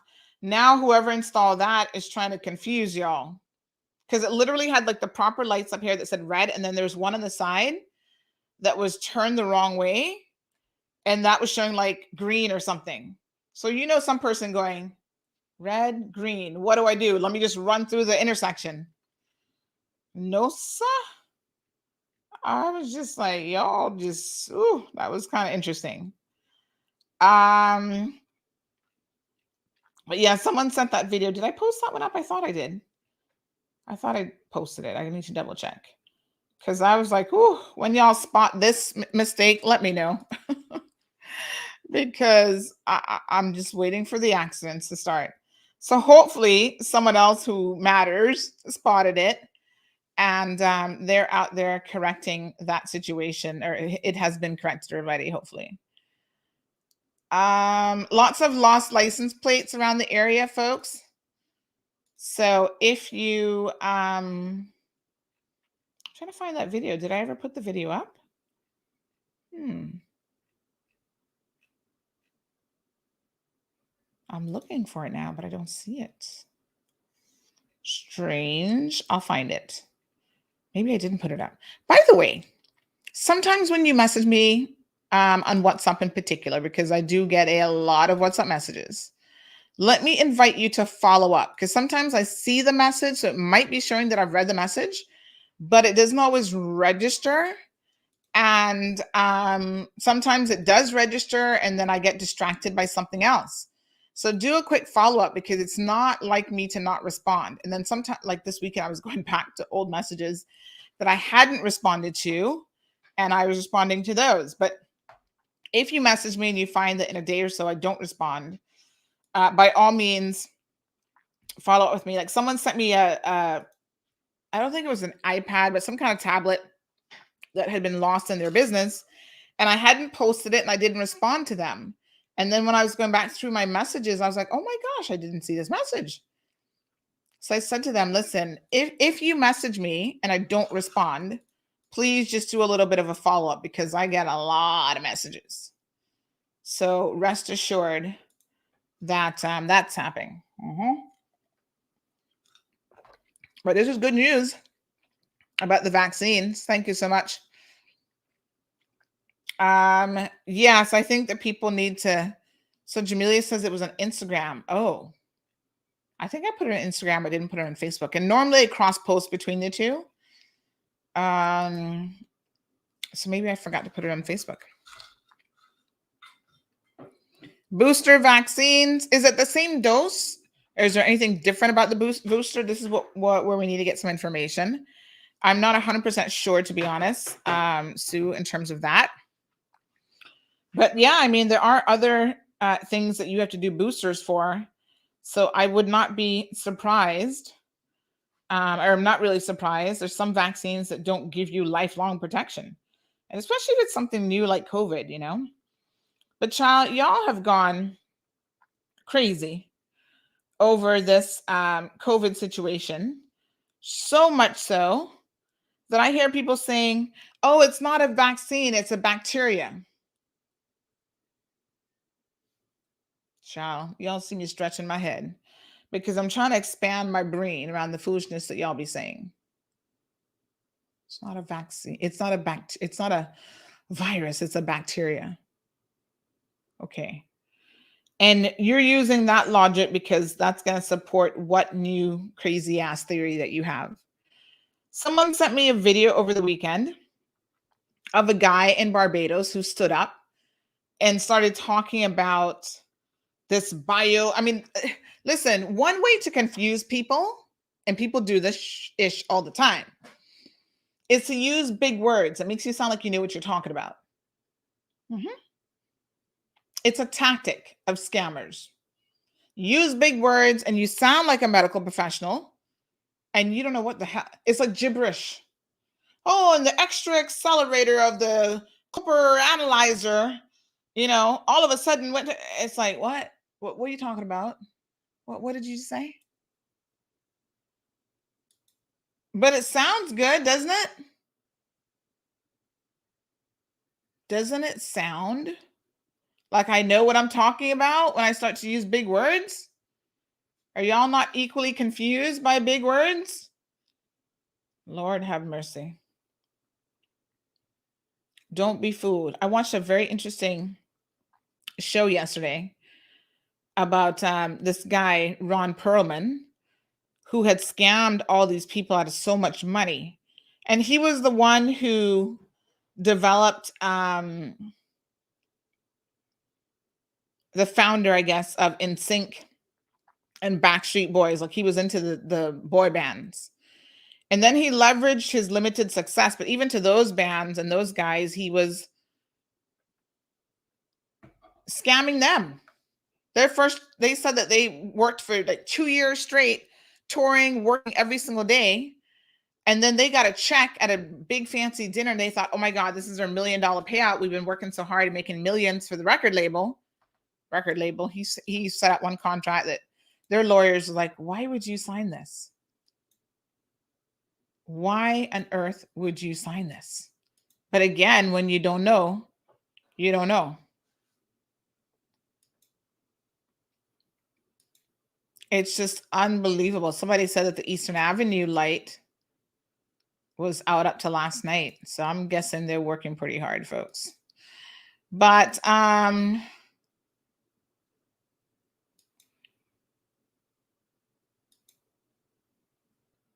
yes. Let me show you guys something here. So, what was I just telling you? I totally had a brain fart. Can't even remember what I was saying.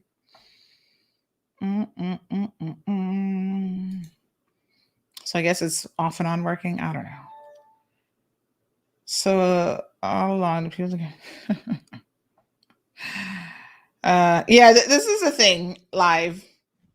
To the anti-vaxxers, that was just an excuse. Now that it has been fully approved, emergency use, good sir, is an approval method. And you'd be surprised the vaccines that you've taken that at one time had not even gotten emergency use approval. This is where you need to educate yourselves and learn a little bit. So you've taken vaccines already. Back in the day when they had polio and all these other things, you think there was all this oversight by the FDA? But like you said, for most of these people, that's not going to matter. That was just another excuse in their long line of excuses. Now that that excuse isn't available, they're still going to say, well, I'm not going to take it anyway. I know. Oh, scammers. So I was looking at this video about Ron Perlman and the tactics that he used to scam people are tried and true. And I thought to myself, people really need to educate themselves about how scammers operate. You know, I see people here getting scammed. Funny enough, we're talking about a particular individual, name shall not be mentioned, who has scammed a lot of people in KMAC. And when I talk to people about how did you believe this storyline, people are just like, I think we all want to believe people. Normally when people say something to us, we human beings, we just want to believe people. And we're just so incredibly gullible, most of you. I don't fall into that category. You can't really fool me too often. But I've been fooled before with certain things too, you know? And this guy, Ron Perlman, I mean, I'm going to give you guys the video link because you really need to,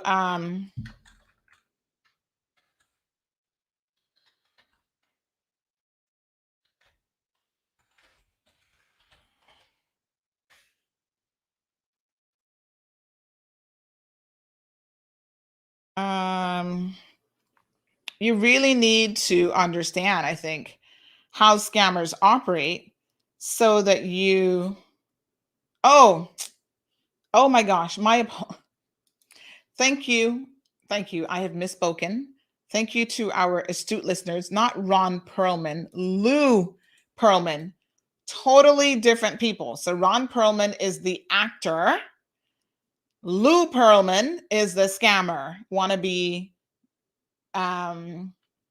investor and all kind of stuff. So hold on now. Let me get the video. Okay. I want to share the video link with you guys so you can go watch it. So my apologies. I did not mean Ron Perlman. Don't y'all be sending that man after me this morning. Lou Pearlman. Boy, I would have changed my name. So this guy was running quite a scam on people back in the day. And the boys, you know these guys in the Backstreet Boys and NSYNC, they were like, someone is at the Dorsey Place office. Yeah. They were like, when they got their first check, they were just like, $10,000? We should be making millions. It was just such a shock for them. And that is when they started to go, something is obviously wrong here. But I'm going to post this link because y'all need to go watch this. I watched the entire thing and I was so engaged in it the whole time.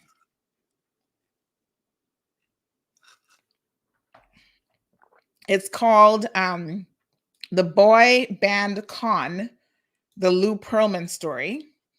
And it was actually produced by one of the guys in one of the boy bands. I think he was the one in NSYNC or whatever. But go watch this because this gives you an idea of how you can be scammed, how you can be taken in by people. And there are people who their entire lives, what I found so incredibly interesting about this Lou Pearlman story is that his entire life, even growing up as a kid, everybody was like, he always exaggerated the truth. And I said, I don't know what y'all talking about. He didn't exaggerate the truth. He's a liar. A liar. Y'all like to use these politically correct. Oh, he exaggerated truth. That's not exaggerating the truth. There's no such thing. He's a liar. And apparently he was lying from day one. He popped out of his mama belly lying. And some people are just like that. Because of circumstances, maybe, the environment they grew up in, I think some people are just born liars too. But they're always trying to, and I mean, his story made me think of someone, like I said, I'm not going to mention their name, but y'all can figure it out real easy. Just think about my cases. Lie. They would lie the pants off their own mama. Oh, the things that they make up in the story. And people just believe it. Well, they said, you know what's so funny? The same people that would believe somebody like him is now an anti-vaxxer. Don't want to believe medical science. I'm like, what is wrong with you people? No, sir. Lie. Oh my God, Larry. Renita says she's still not taking it. See? I think there's a percentage of people that doesn't matter what you say to them or what they do, they could be under death's bed. And well, at that point, it'd be late anyway. But they're still not going to take it. So there's two high-profile people that died this weekend that were anti-vaxxers. One is a conservative radio host named Phil Valentine. He died after COVID-19 illness. And again, he was another one of those that, was very outspoken about the coronavirus vaccine. He also claimed that he had a low risk of catching the virus. Oh God, you want to hear what's so funny? I mean, I'm not lying that I'm not chuckling because he died, obviously. I'm just chuckling like, what makes you think that you have a low risk of catching the virus? Dude, seriously? After he caught it, though, apparently he had a change of heart. My sweet. Too late by then, but anyway. So he had a change of heart. And let me show you all this video, chow. Because, of course, by then it was a little bit too late. And, in life, you don't always get a second chance to be wrong. Sometimes you're just wrong, and it is what it is. So let's have a look at this video, because this one was one of the guys over the weekend. He has passed away after a battle with COVID-19. Oops. Now, breaking news, Tennessee radio host Joel Valentine has passed away after a battle with COVID-19. National 5's Ben Hall looks back at his legacy. Hey, welcome back in, folks. It is the Phil Valentine Show. He's been a prominent political voice on Nashville radio for decades. This is the arrogance of what happens when you've been in government too long. Bill Valentine moved to talk radio full-time in 1995. But in 2000, he received national attention by helping organize horn-honking protests against the proposed state income tax. He broadcast his conservative talk radio show from outside the state capitol, urging people to drive by and make noise. We're going to have a 1 minute solid horn honking, and we want you to participate in that as well. Many credit the passionate protest with helping to defeat the state income tax, which was proposed by a Republican governor.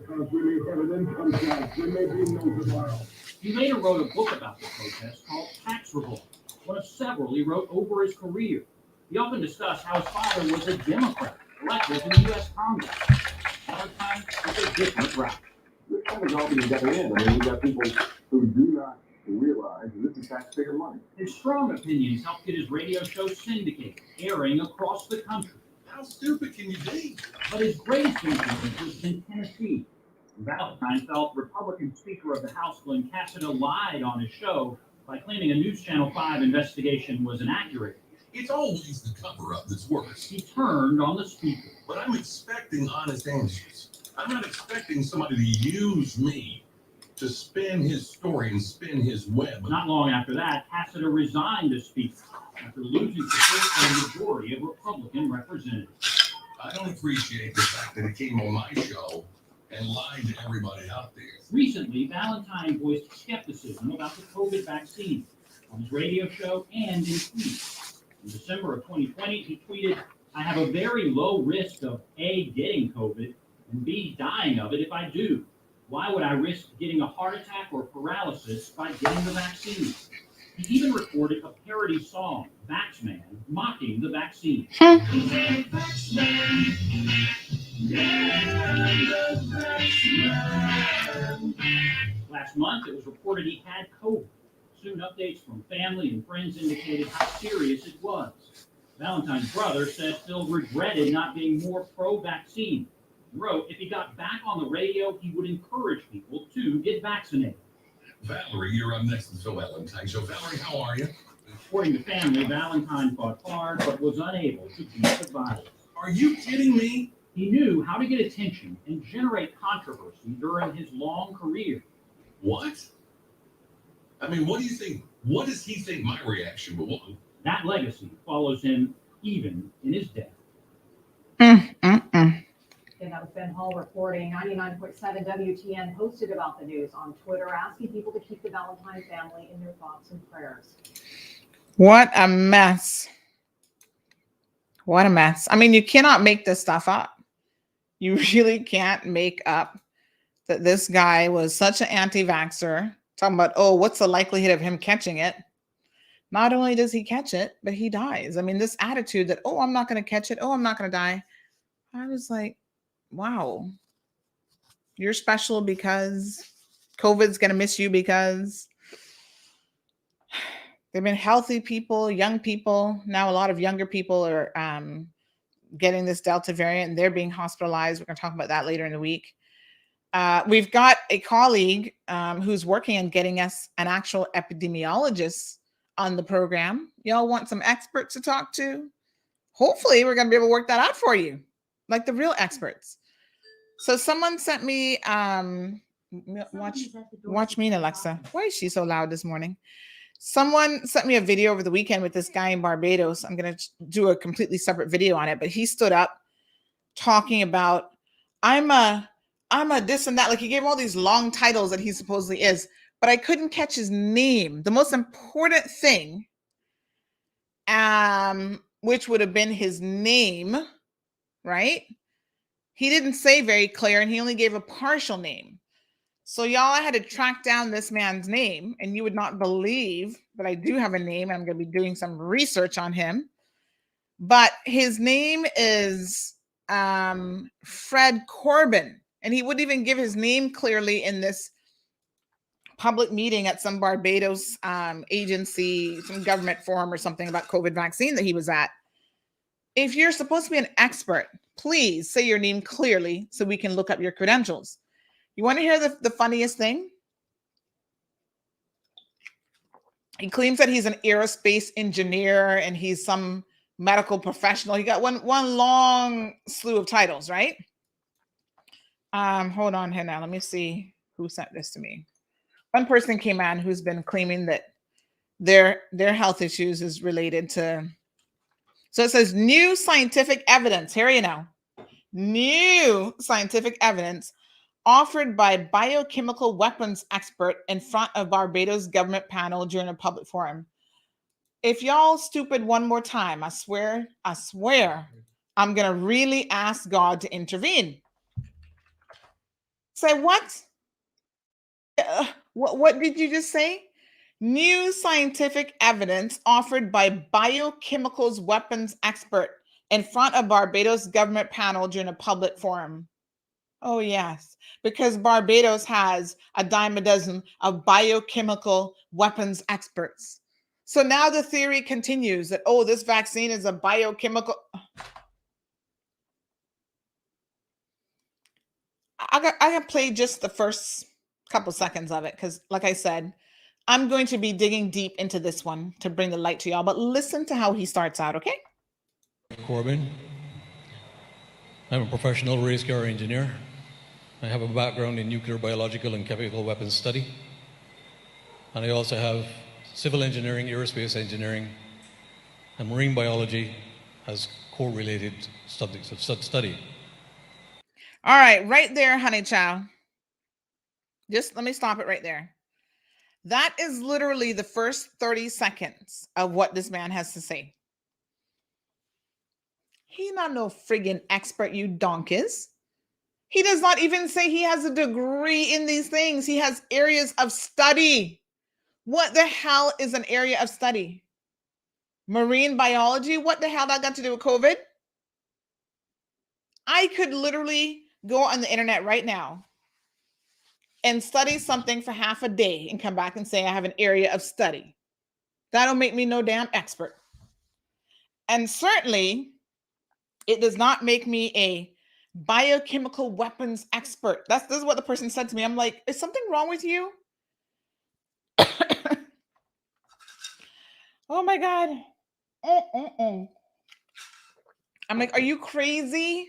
Listen to what he says again. And my apologies, he does say his name, but he says it so like it's not even properly pronounced. I couldn't even hear it, but he did Corbin. say. I'm a professional race car engineer. I have a background in nuclear biology. My name is Fred Corbin. I'm a professional race car engineer. I have a. Hold on. Did the man say a professional race car engineer? Is that what he just said? In nuclear, biological, and chemical weapons study. A background in what? And I also have civil engineering, aerospace engineering, and marine biology. Okay, because all of those are connected. Civil engineering and what else did he say? Related. Aerospace engineering and marine biology. Civil engineering, aerospace engineering, and marine biology. Oh, those are all related fields, y'all. I could thump you in your friggin' head when you send me foolishness like this.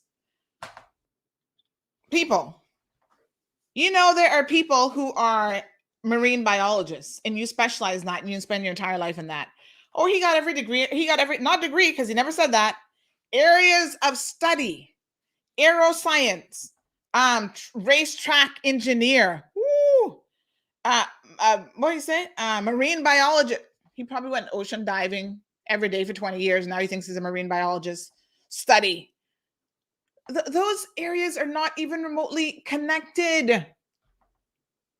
You know, if you want to be a civil engineer and you want to be an expert in that area, you focus in that. This man is all over he's in the ocean. He's on a racetrack. He's a civil engineer. I don't know what the heck that even means. Like, Turns out he's a friggin' mechanic. We checked with people in Barbados. He is a mechanic. Oh, Jesus Christ. And I must take advice from him. Y'all messaging me foolishness. Oh, well, here's this expert. Oh, yes. I'm going to take advice from him. A mechanic is going to be able to tell me something about COVID. Okay. All right. Oh, yes. He's an expert. Y'all need to do better. When you come at me with this foolishness, you need to do better. At least give me someone who's actually qualified. You're sending me stuff from these physicians who've been, they can't even be a physician anymore. They've been not disbarred, but whatever. He's an automotive professional, you donkeys.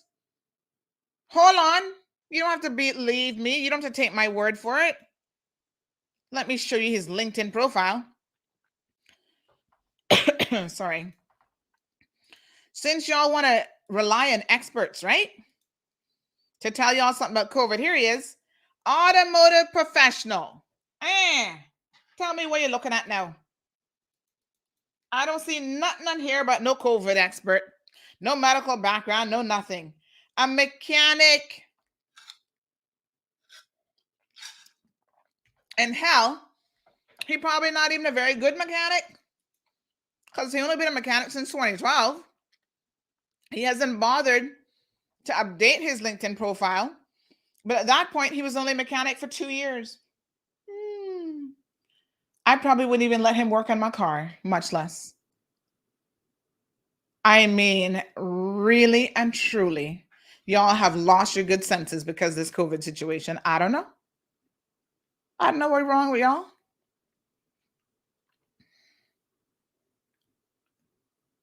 He got all kind of foolishness.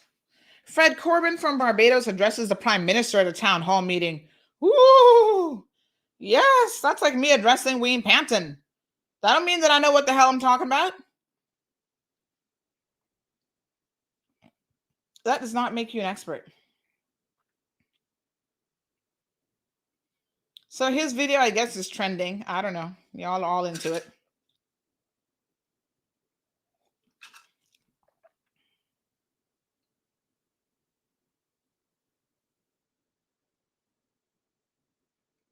Here's one of the comments. Y'all want to see something funny? You want to see how incredibly stupid people have become?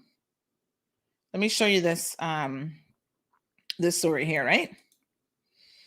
So somebody comments. This is a moderator now for this website. Did anyone catch the audience member in the green shirt directly behind him? Make the board tell him his time is up at the 6-minute mark.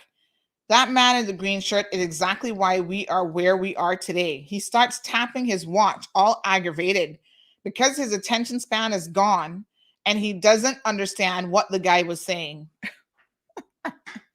Wow. You jump to a lot of conclusions because someone is tapping their watch.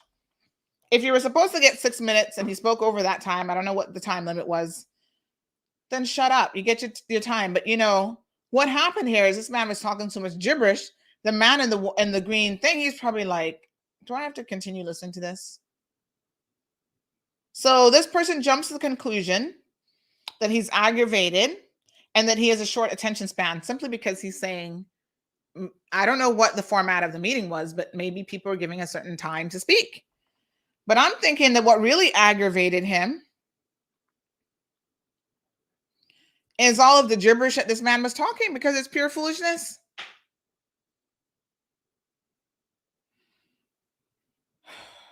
It is unbelievable, the stuff y'all coming up with. So this guy is now going to get his 15 minutes of fame.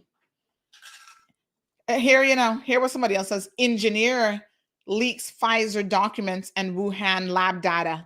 Whoa. Some man in Barbados. This sounds like my daughter now. She makes up a lot of fanciful stories. And she has a vivid imagination. Like, she's amazing sometimes, the stuff I hear her about. She asked me yesterday if not unicorns, if leprechauns are real. She's only 5. And I had to tell her the truth, the cold hard truth. I said, no, they're not. She's like, but I saw on YouTube a leprechaun came to Adela's door, some little show she watches. I said, honey, that's make believe. Okay. This man in Barbados has blown the whistle, right? And he has managed, nobody else in the world, not the likes of what's the other guy who's always stealing stuff off of people's websites? He's in exile right now. Oh Lord, what's his name again? Anyway, him. Not real data extraction experts like this. This guy, little Fred the mechanic in Barbados, managed to get his hands on secret documents to prove that COVID vaccines are in fact a bioweapon. Wow. Oh my God. This is amazing. How did he do it? Whoa. What a mess. So he went from being a automotive car guy to being a nuclear biological engineer. How did he do that? A nuclear biological engineer? And this is irrefutable evidence? Oh my God. Are you kidding me? How is this possible? Whoa. This is amazing. Y'all are crazy. Y'all are really crazy. This is the kind of foolishness that you believe.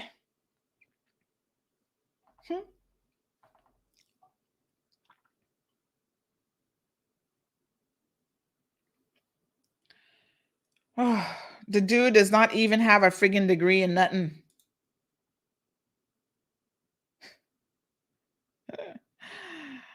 Oh my God. Fred Corbin. According to another page, just because you can put stuff up on the internet don't mean it's true. He says that he's technical director at CSW Special Vehicles Engineering. Huh? Y'all like to use all these combined big words to confuse the heck out of people. Owner and CEO of both companies at CSW Aviation. So, now he got aviation company.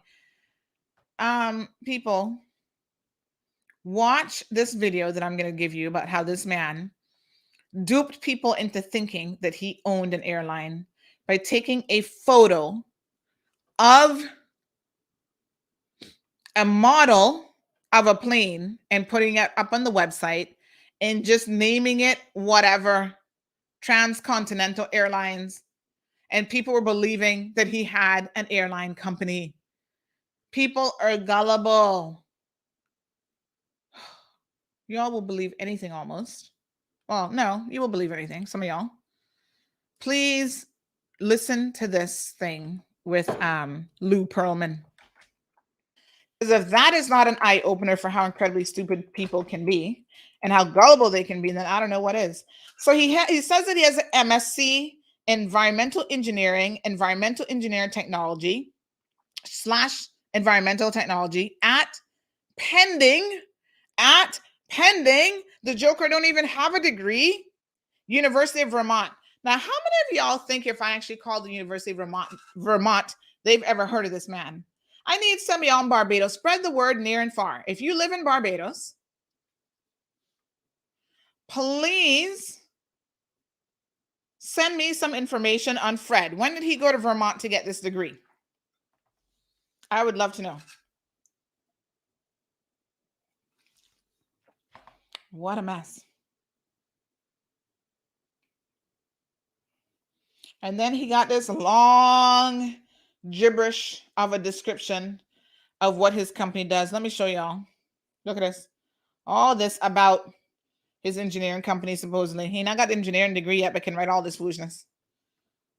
Technical director is formed a result of separating the automotive engineering from the parent company. Really? It began as an automotive engineering company. He's a mechanic. But the decision has been made to form a separate entity wholly dedicated to special vehicle design and build. Oh, now he's designing and building vehicles? Well, that certainly makes him an expert in COVID. I would think so. The documents and photos enclosed are part of this section represent past race car engineering projects, proposed new projects, and more recent projects. Okay. Yeah, now he's into corporate aircraft, FBO, designs, and technical documents for potential investors. Yes, potential investors and your money soon be gone.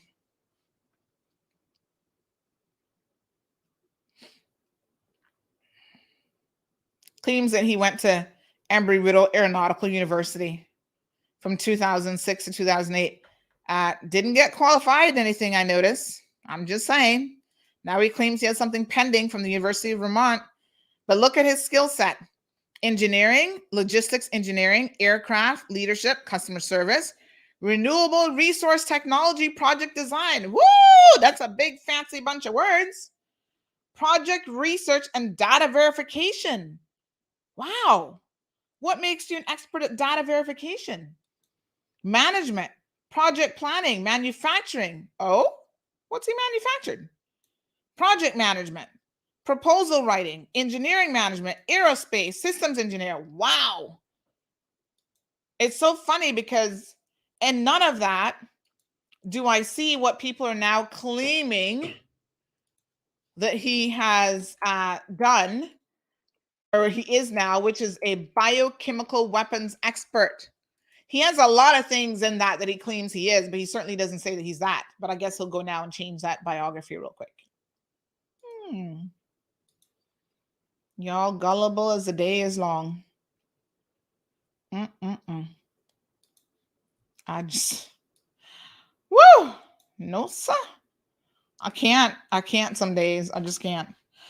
So now he's a nuclear biological engineer. This is what he's being touted as on Facebook. Boy, Fred sure has gone far. Louis says, hail up Quentin, sending my brother some love. All the stuff that comes out of my mouth and no one listens, so I'm an expert, just a gearhead or grease monkey.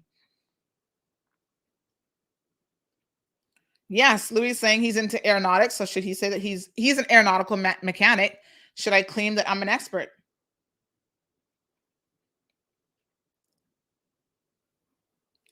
Yes. Dionysia, a professional race car engineer. Even that, he's a friggin' mechanic, y'all. And he studied marine biology, aerospace engineer. Wait, what? How are they related to COVID? I don't know. I don't know. But this is what people are putting forward to claim that little Fred here is an expert. So these crazy sites talking about vital information that proves the entire pandemic, and Corbyn is a real hero. He leaked Pfizer jab documents and access to the Wuhan lab's detected database. Fred, how did you do it? That's amazing. Fred, I want to talk to you. I want to have you in the show because I want to know how you, of all people in the world, got access to leaked documents from Wuhan, China. Wow, you're amazing. And I want to get to know you. Gadiel says, a Fox just aired. Really? We're going to rely on them as a reliable source? Okay. The same ones that were calling foul during the election because Fox was lying about everything to support Trump now want to believe Fox when it comes to COVID? Because overnight, their reporting standards would have improved? No, sir.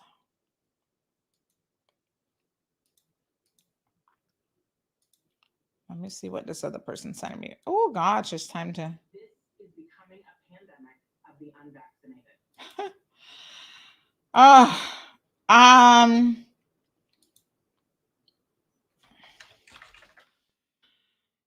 right, folks. I don't know what to say. Y'all just crazy.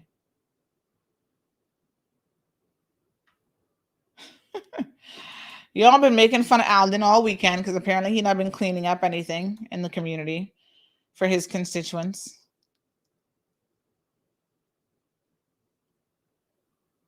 Some complaints about West Bay Road as well. Okay, we're going to try to get some more information to see what's going on in that. Folks, I've got to get to work. Y'all need to get to work. Have a beautiful day. Fred Corbin, reach out. We would love to hear from you because you sound like a super interesting guy.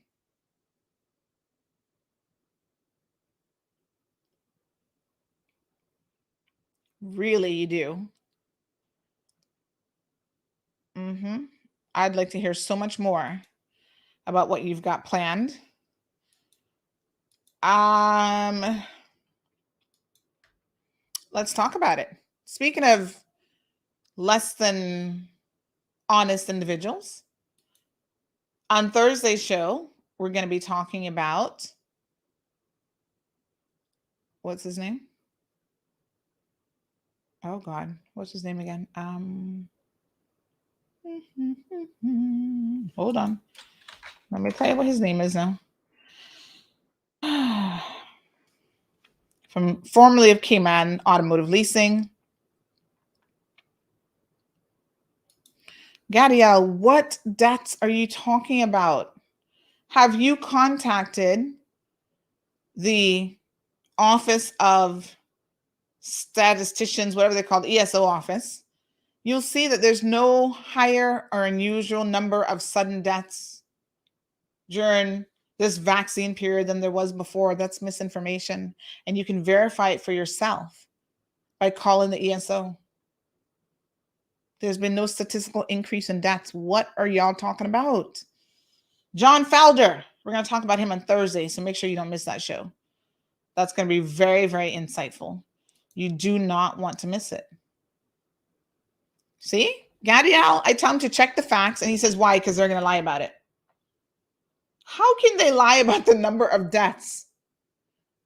Gadiel, name the people that have died suddenly, and the numbers, you show it. If you're not going to believe the ESO office who collects statistical information, then you show it.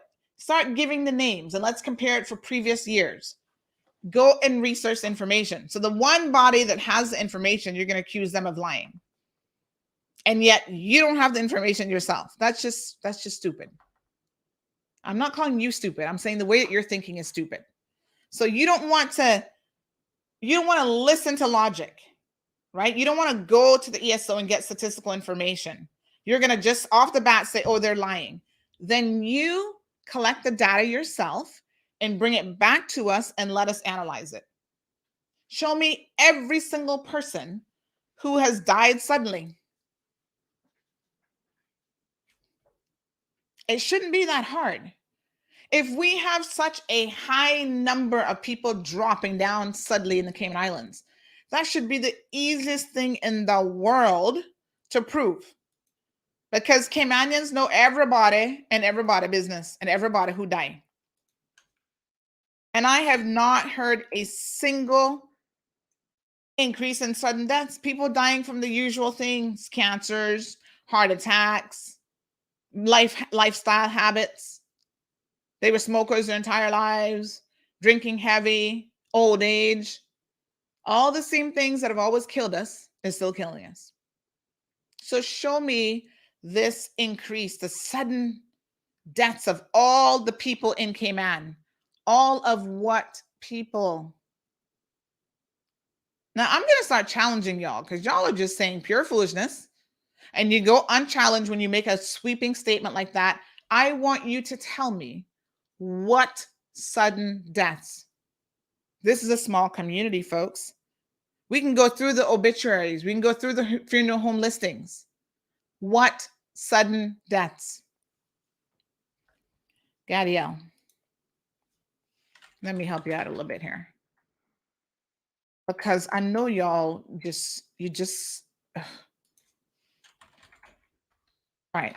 Let's take a look. Let's look at Baden Funeral Home as an example. Okay. Let me see how many people have died.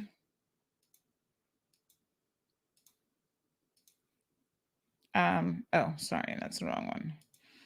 Let me see how many people have died recently. We're going to just have a quick analysis. I ain't got all day to be looking at dead people.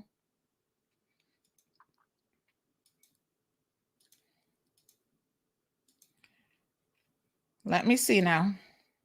No, let's have the discussion on the show. All right, so we have Eleanor Lindell Frederick, affectionately known as Sunbeam. Let's just start having a look at dead people. Baden Funeral Homes, this lady died. Anybody knows the family? My condolences to all these poor people. She looks like she was up in age. I don't know how old she would have been.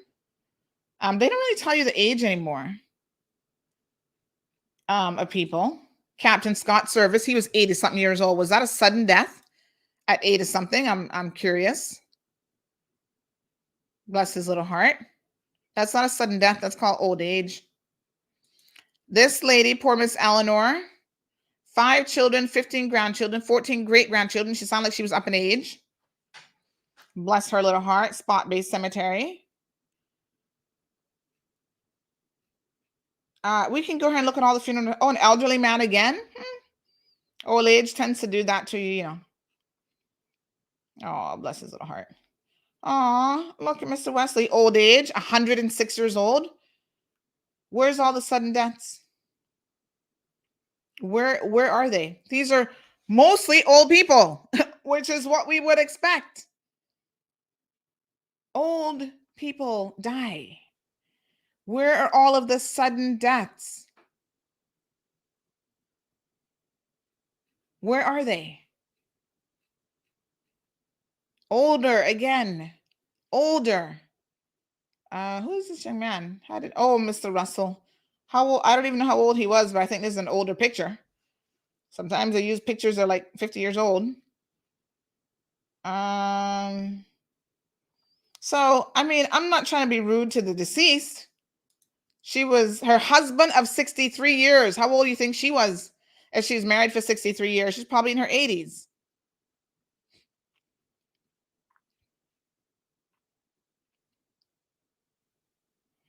That was a sudden death. But again, have any of these people been vaccinated? You know, I mean, it's just ridiculous. So far, 99% of the people that we passed on this page have all been relatively old. I would say 70 plus. Yeah, that's to be expected. Some had very specific conditions. I don't see nothing here. Oh, this is very tragic. Obviously, that was a car accident. Had nothing to do with COVID, y'all. So this is going back to May. Where are all the deaths? This was another car accident. Young people dying from car accidents more than anything else. Where's all the sudden death? Where is it? No, sir.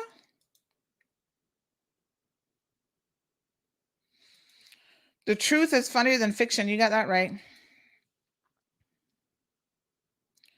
So it's just a coincidence that all of them took the vaccine. Gadiel, are you kidding me? You're trying to say that all of these old people who died took the vaccine and that's just a coincidence. First of all, how do you know that they took the vaccine? So for you to say that it's just a coincidence that all of them took it, how do you know that? That's just, Gadiel, you're starting to sound a little crazy. I'm just telling you the truth here. You don't know who took the vaccine from who didn't take it. And there's no increase. So first you said that there was an increase in people dying suddenly, and there isn't. Old people dying, that's what they do. You know what I'm saying? I hate to break it to you. That's why you should appreciate every moment you have with your family members, because once they have a certain age, as the good book says, they're on borrowed time. That's what they do. They expire at some point. So There's no increase in death, but now you're trying to say, but all of them have had the vaccine. And that can't be a coincidence. Well, that isn't a true factual statement. Lord have mercy. And it's unfortunate because we did target the elderly because they are the most at risk.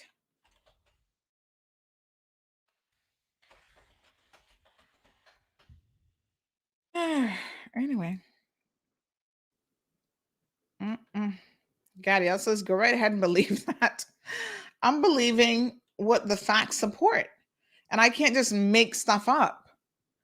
I can't just be like cause and effect when there isn't one. That's what I mean, that's what I have to believe, what I can reasonably feel confident about. I want to believe in unicorns. Every day my daughter talks about unicorns and fairies. I'm like, wow, that sounds like such a wonderful life. I want to believe in that. Does that make it true? So it's not about what I believe. I believe what statistically or scientifically is at least 80, 90% likely or probable. I don't deal in things that are not reality. That has never been my personality. I'm just not one of those people. Conspiracies don't work well on me. I'm sorry. Oh, Lord. Everybody's lying. Everybody's lying. That's, yep.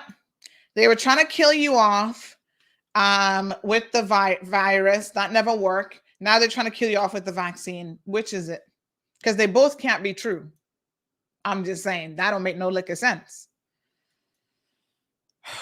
Jesus help me.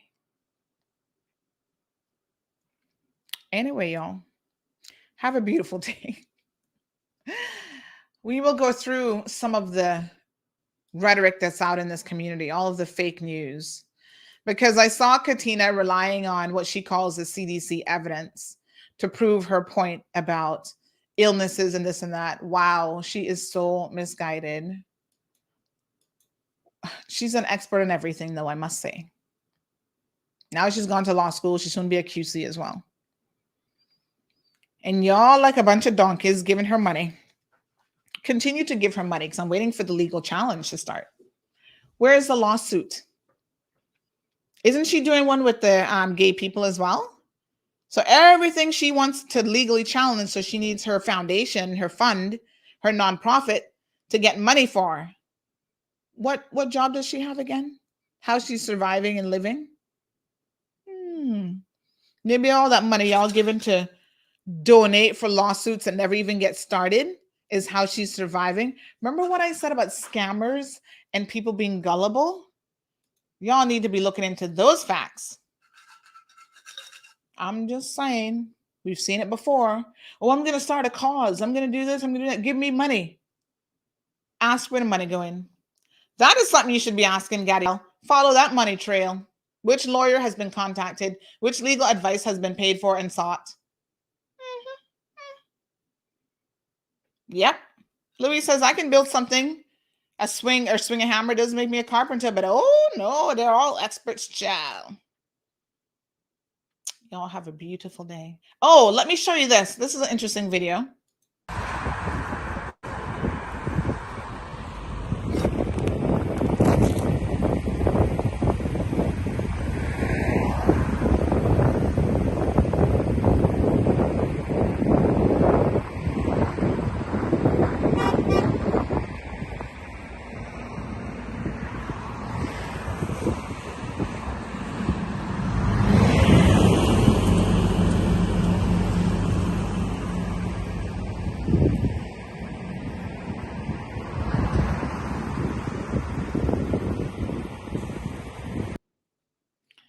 So,